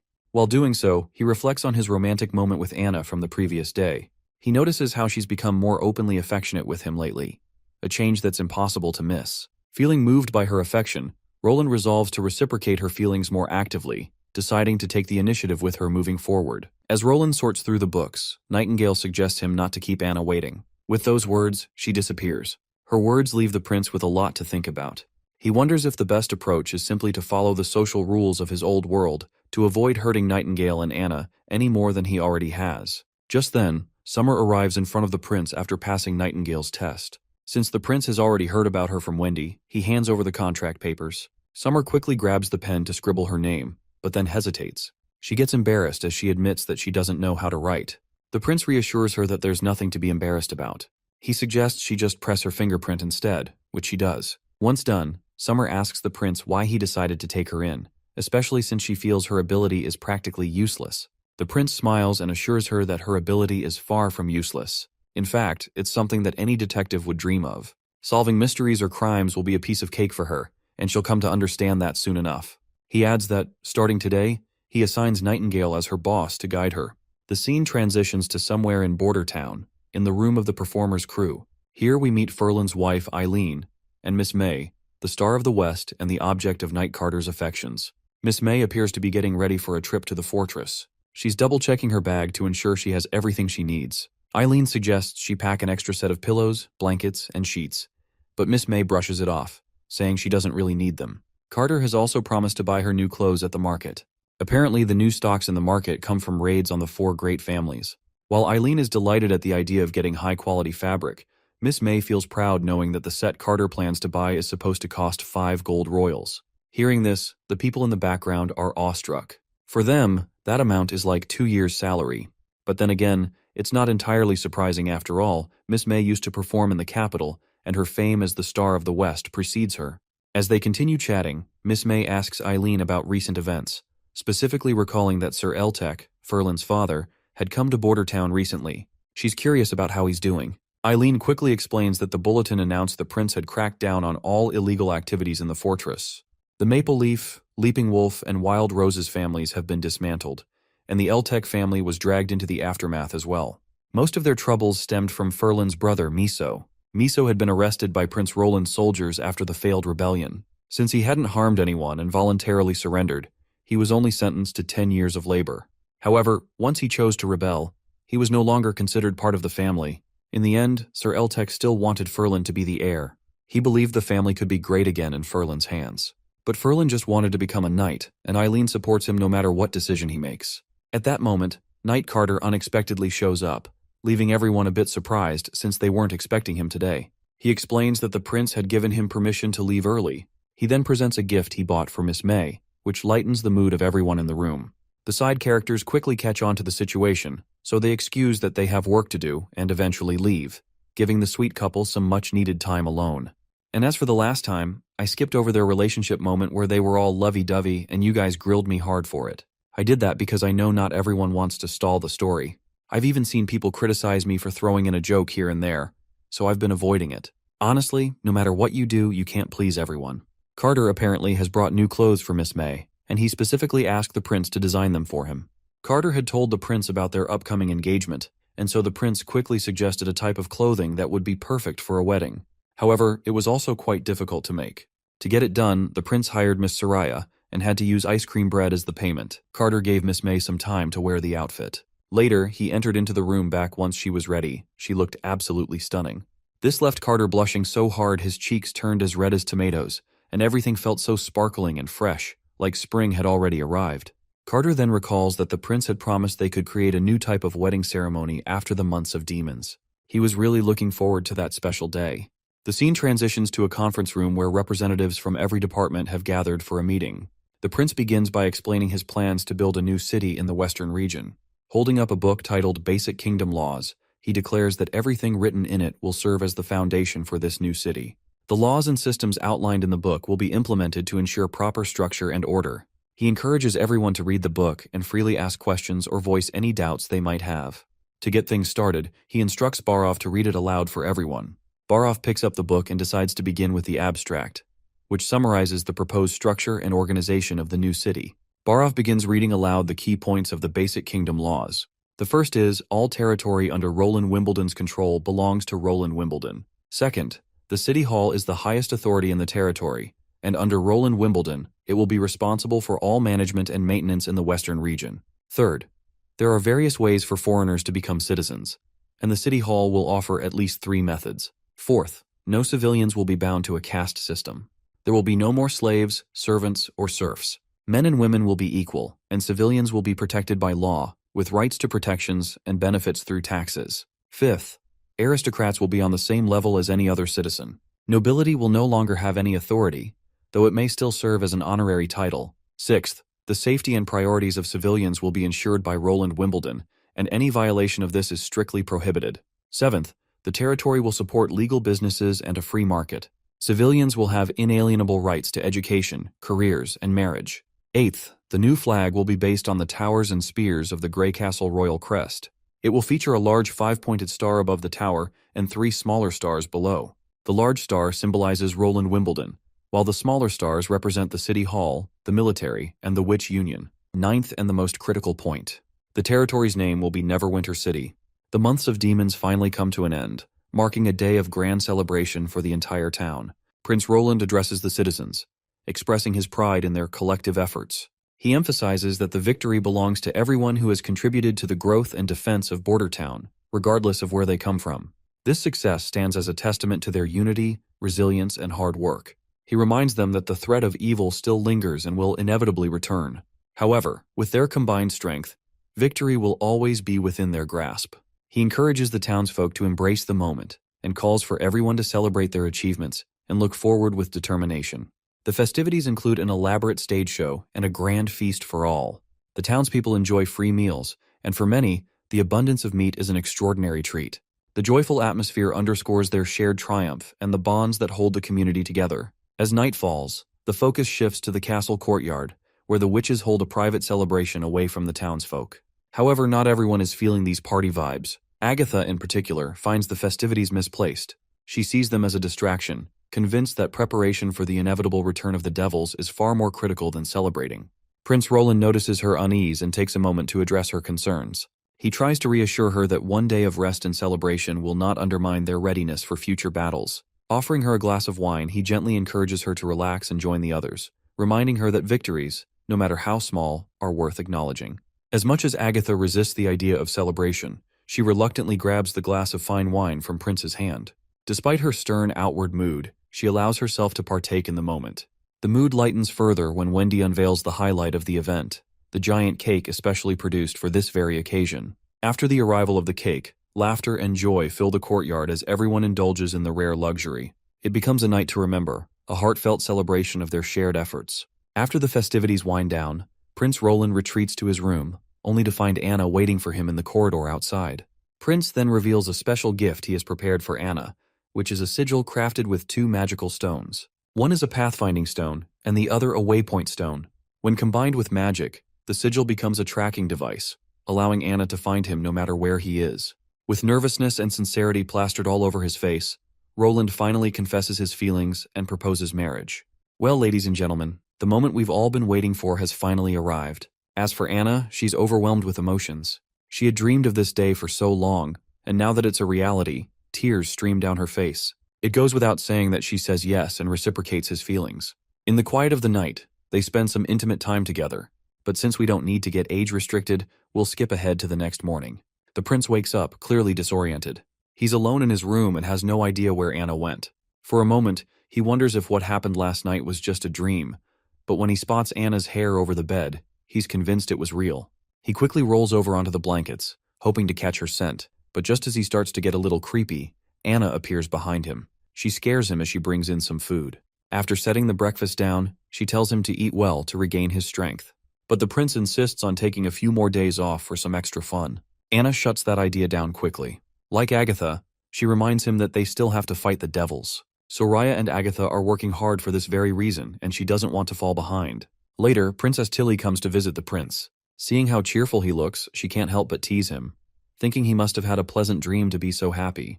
However, she quickly moves on to the real reason for her visit. Sadly, she is here to say farewell because it's finally time for her to return to Slumber Island. She has stayed here long enough and has kept in touch with the island only through letters. Now that the months of demons are over, her mission is complete. The prince suggests that she consider moving to Western Region instead. With the large expanse of land on the southern bank of the Redwater River, there's more than enough space to house all her witches. But Tilly reminds him that they've already discussed this, and her decision to return to Slumber Island hasn't changed. Despite this, the prince asks her to stay at least another week. He wants time to prepare something for her and the witches, a collection of books, study guides, and practice problems to help improve their learning and save them time. He also suggests she take some revolvers for protection in case they run into enemies wielding stones of divine judgment. He promises to send her steam engines as well. explaining they'll be useful for everything from irrigation to desalination. But the biggest reason he wants her to stay is so she can witness the grand opening of Neverwinter City with him. He hopes she can be there for the creation of the city, something he's been waiting to share with her. Later, Wendy comes across Nightingale sitting in a quiet corner, looking completely dejected. It's clear she hasn't slept at all. The expression on Nightingale's face is so full of devastation that it reminds Wendy of the day they first met. The cause of Nightingale's heartbreak is quite evident. It's troubling her that the prince is now finally with Anna. What makes it even harder to bear is that Nightingale herself had encouraged the prince to take that step. Although she insists she was prepared for this and always knew it was inevitable, the weight of reality has hit her harder than she expected. Wendy feels deeply concerned for her friend. Nightingale's broken state reminds her of the past, of the times when they had faced so much together. Nightingale had always been so brave, fighting countless battles without flinching and never showing fear, not even before Kara, as terrifying as she was. Yet now, this pain has completely shattered her. Wendy knows her friend needs comfort more than anything. She gently urges Nightingale to cry as much as she needs, letting her release the pain she's been holding in. Wendy then reflects on their shared reality. They have nowhere else to go and no one else to turn to. Staying by the prince's side is their only option, even if it comes with its challenges. Wendy reflects aloud that while everyone can enjoy the warmth of the sun, the closer you get, the more you risk being burned. It's a bitter truth they both must live with, but she promises to stay by Nightingale's side, offering whatever support she can. Wendy urges Nightingale to give up and move on, reminding her that she already has her sisters to support her. But Nightingale refuses, making it clear that she won't let the prince go so easily. No matter what, she is determined to protect him until the very end. This is her decision, and she won't back down. As spring blooms in full swing, people gather to celebrate the wedding of Miss May and the prince's knight, Carter. The couple looks stunning in their outfits, radiating joy as they make their way to the beautiful gazebo. Once they arrive, Bravo officiates the ceremony and prompts them to exchange rings. When they do, the moment becomes electric with emotion, and the crowd erupts in happiness. Carter, however, hesitates when it's time for the kiss, his nervousness causing him to tremble as he inches closer to Miss May. But Miss May takes the lead, and leaps forward to kiss him and save him from further awkwardness. Among them, Soraya busily paints each scene, determined to immortalize the memory through her art. After the ceremony, the prince offers his congratulations and announces a small but thoughtful gift: 2 days of vacation for Carter. He assures him that he'll take care of any pressing work so Carter and May can enjoy their time together. The wedding concludes successfully, with everyone showering the couple with blessings and happiness. The prince stands close to his beloved, holding her hand tightly as he quietly expresses that he too dreams of the day they'll share such a moment. Though surrounded by joy, Nightingale watches from the sidelines, her heart heavy and broken. All she can do is endure the pain in silence as the world around her celebrates. The scene transitions to a few days later. While the prince is busy shaving his beard, Barov reports that the messenger pigeon has been sent to Longsong Fortress and is expected to arrive at their castle within half an hour. The prince inquires about the preparations for the upcoming event. Barov informs him that everything was completed yesterday afternoon, and the venue is large enough to accommodate everyone in town. Apparently, this event is no ordinary gathering. The prince plans to announce the establishment of a new city.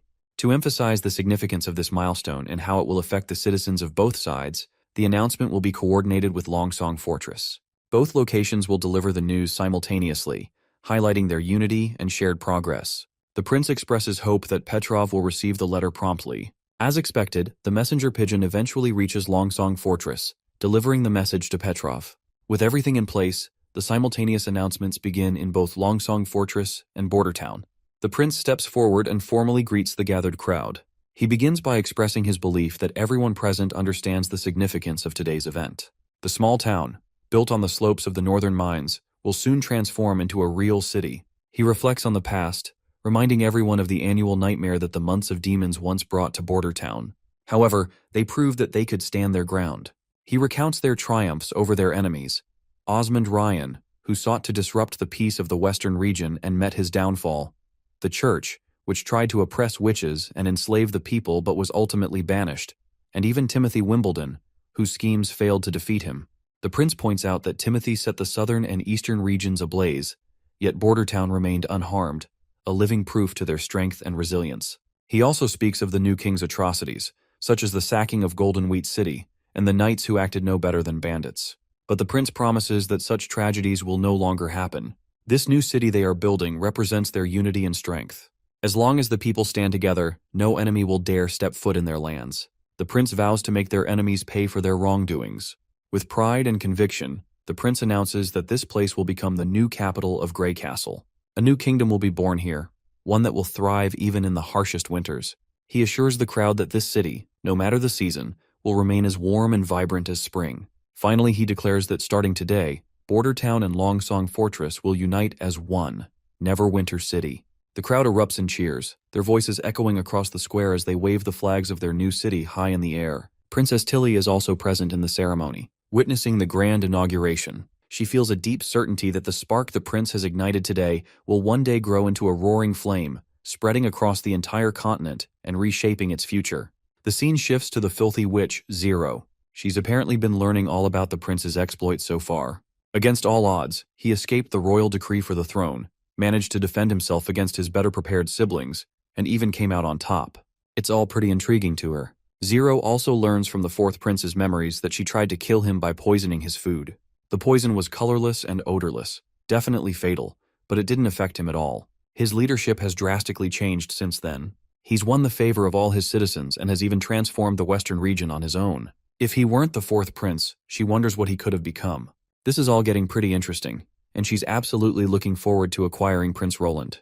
She wants to absorb him, make him part of the church, just as it should be. That's when Isabella shows up. When Zero asks how her meetings went, Isabella mentions that she had a hard time befuddling those old men again, plus one geezer and 2 lunatics. Zero reminds her that it's not just about befuddling them. This connects to the church's entire lower system. Witches may be the core of the church, but they can't gather all the resources they need without the mortals helping them achieve their final objective. Isabella finally relents but says that, according to the others, it'll take until the second month of summer to move the resources needed for an attack from Dawn to Grey Castle. She then reveals, rather disappointedly, that they have only about 400,000 pills left in their warehouse. On top of that, Isabella isn't sure if it's a good idea to let mortals fight the devils. They're talking about millions of people, and using the pills would quickly deplete Hermes' entire stock. She worries the church might not even win. Once mortals take the pills, their value only lasts a day. They're useless if they don't take enough, but they die faster if they take more. Zero feels a little disappointed that Isabella doesn't seem to understand her point.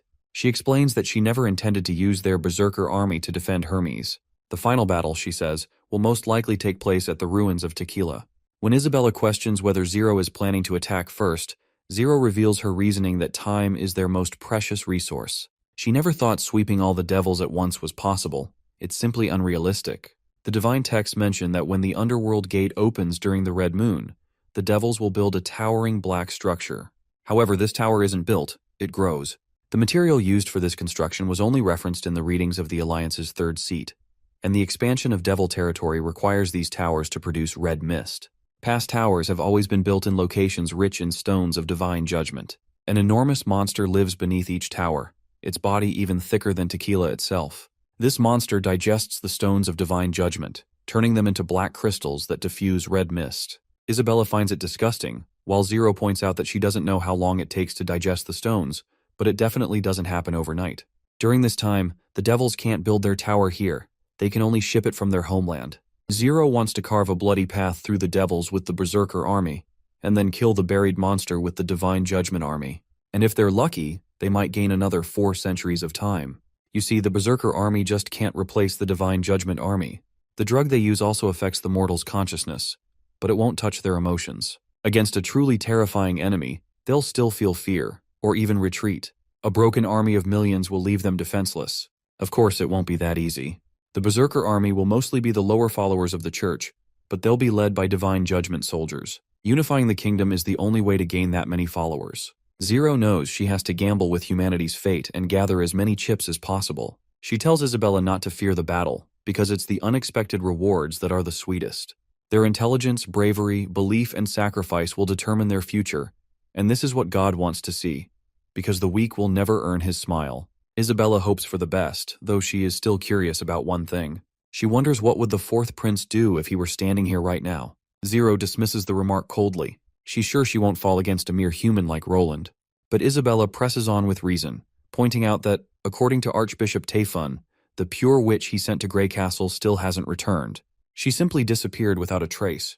Not only that, they also lost a Fura in the capital, Archbishop candidate Mila, and the Longsong Fortress Cathedral. She tries to give Zero a wake-up call, reminding her that this is one of their biggest losses. It's as if ever since they started meddling with the Western region, they've never won, as if God himself is protecting it. Although Isabella didn't want to say this, the word slipped out anyway, and this only serves to enrage Zero beyond belief. She quickly shuts Isabella up, reminding her that mortals know nothing about God. Mortals can only rely on knowledge and tactics, and those will all become a part of her. She believes that even if Roland has a method to defeat the devils, the Alliance will do better.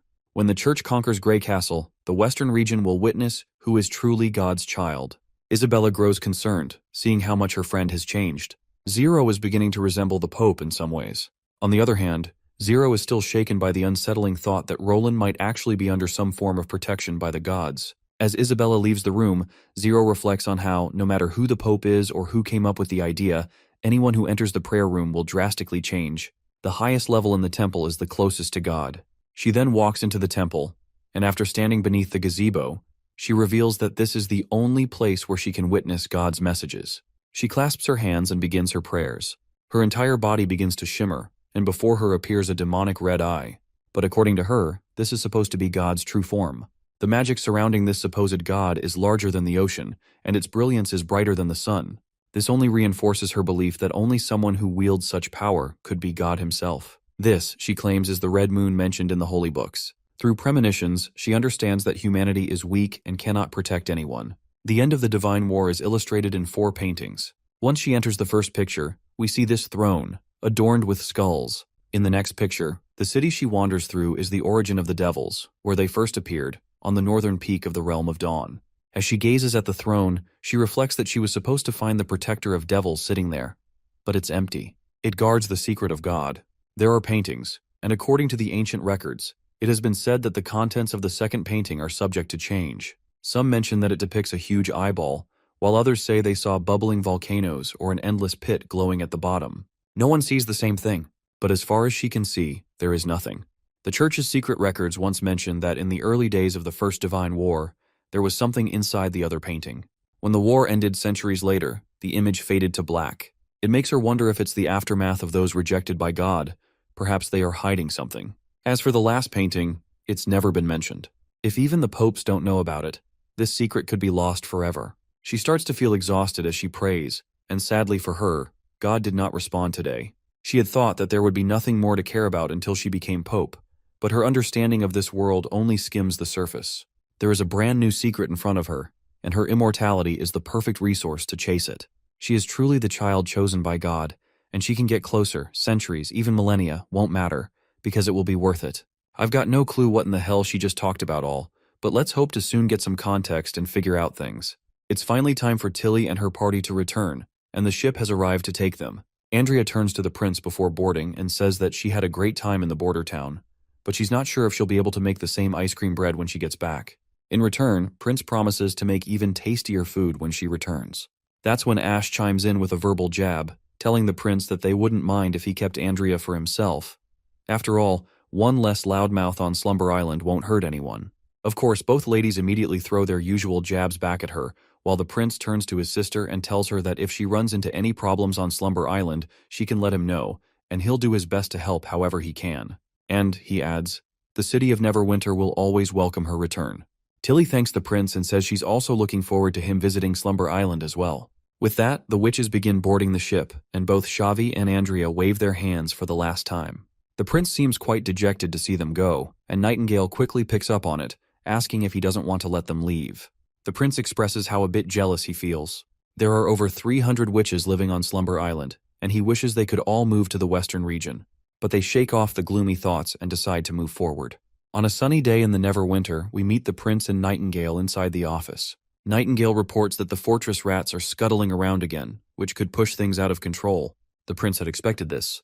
Eradicating the rats will be a long process, with occasional surges, but as long as pressure is maintained while offering them better ways to live, they'll eventually disappear.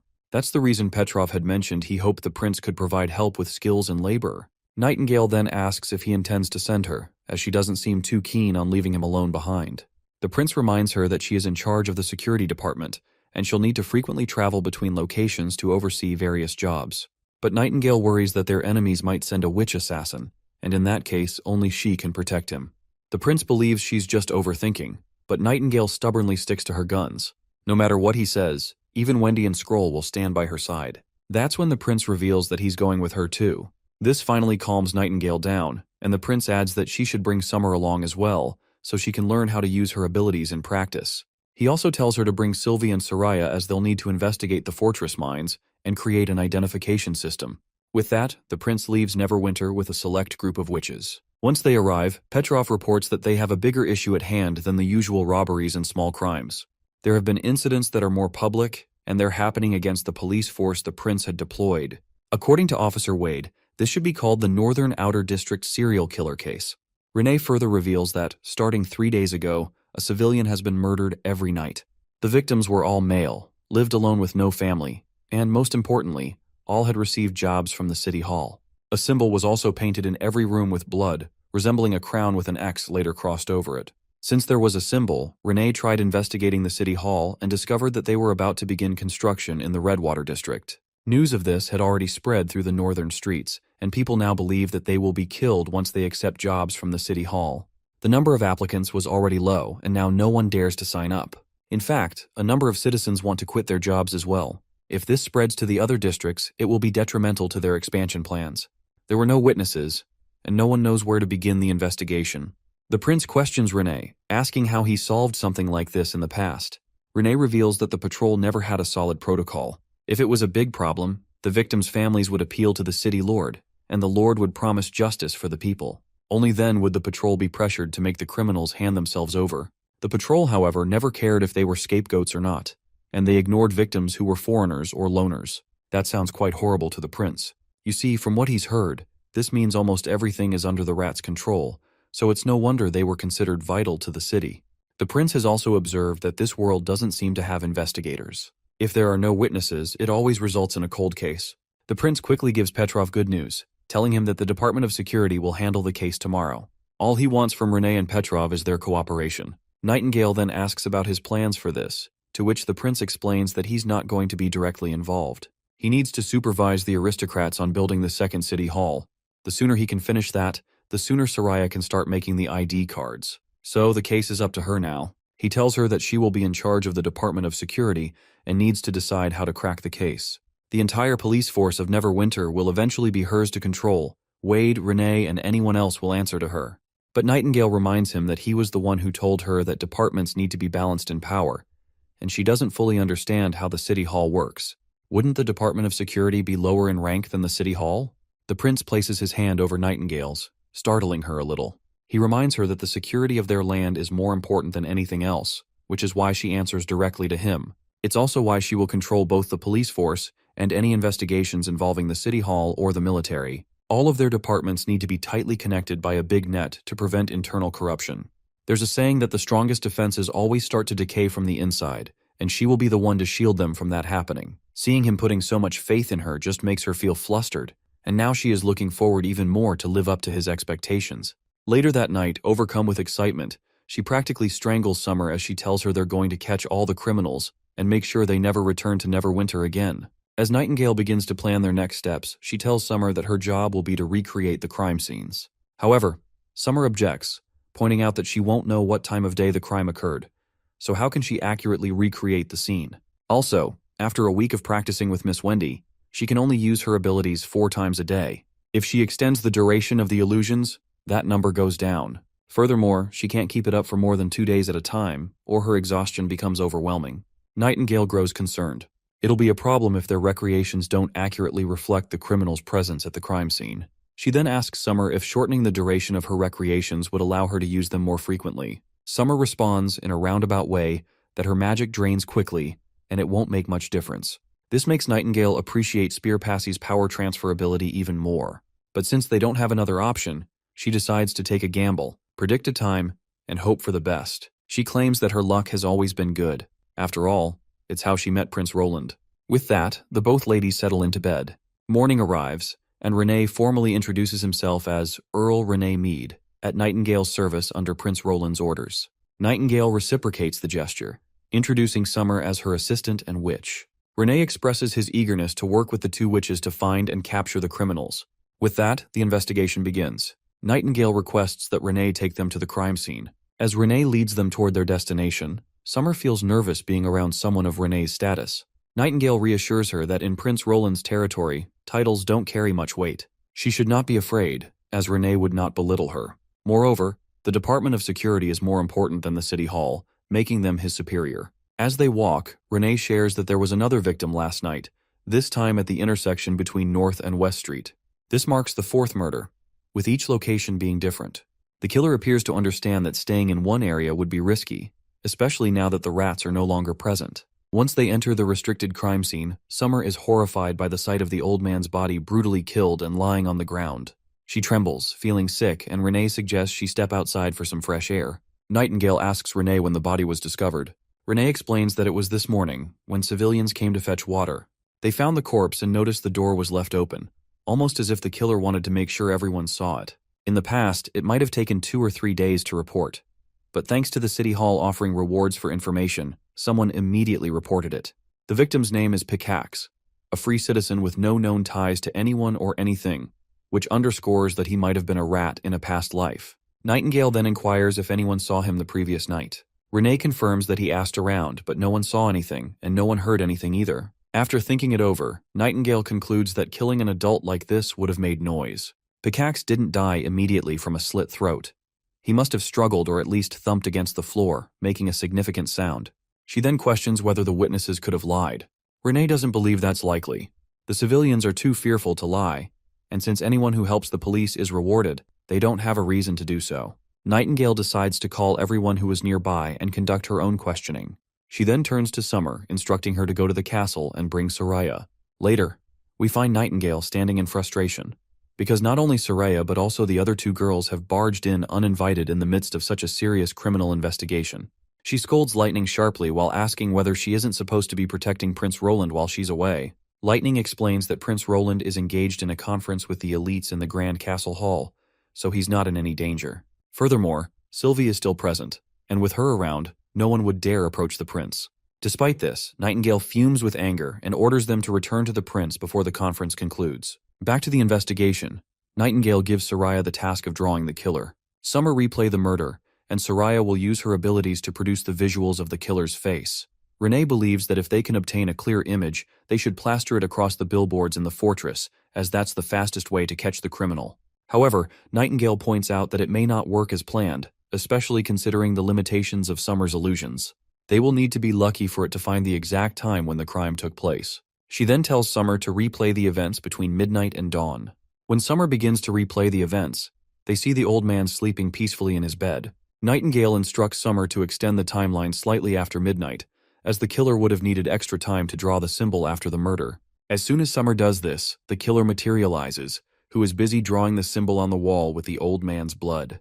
However, they can only see the killer's back since he is facing the wall. Nightingale instructs Summer to replay the events just before the man was facing the wall. After doing so, they finally get to see the killer's face. Well, it seems like Bro has been caught in Ultra 4K.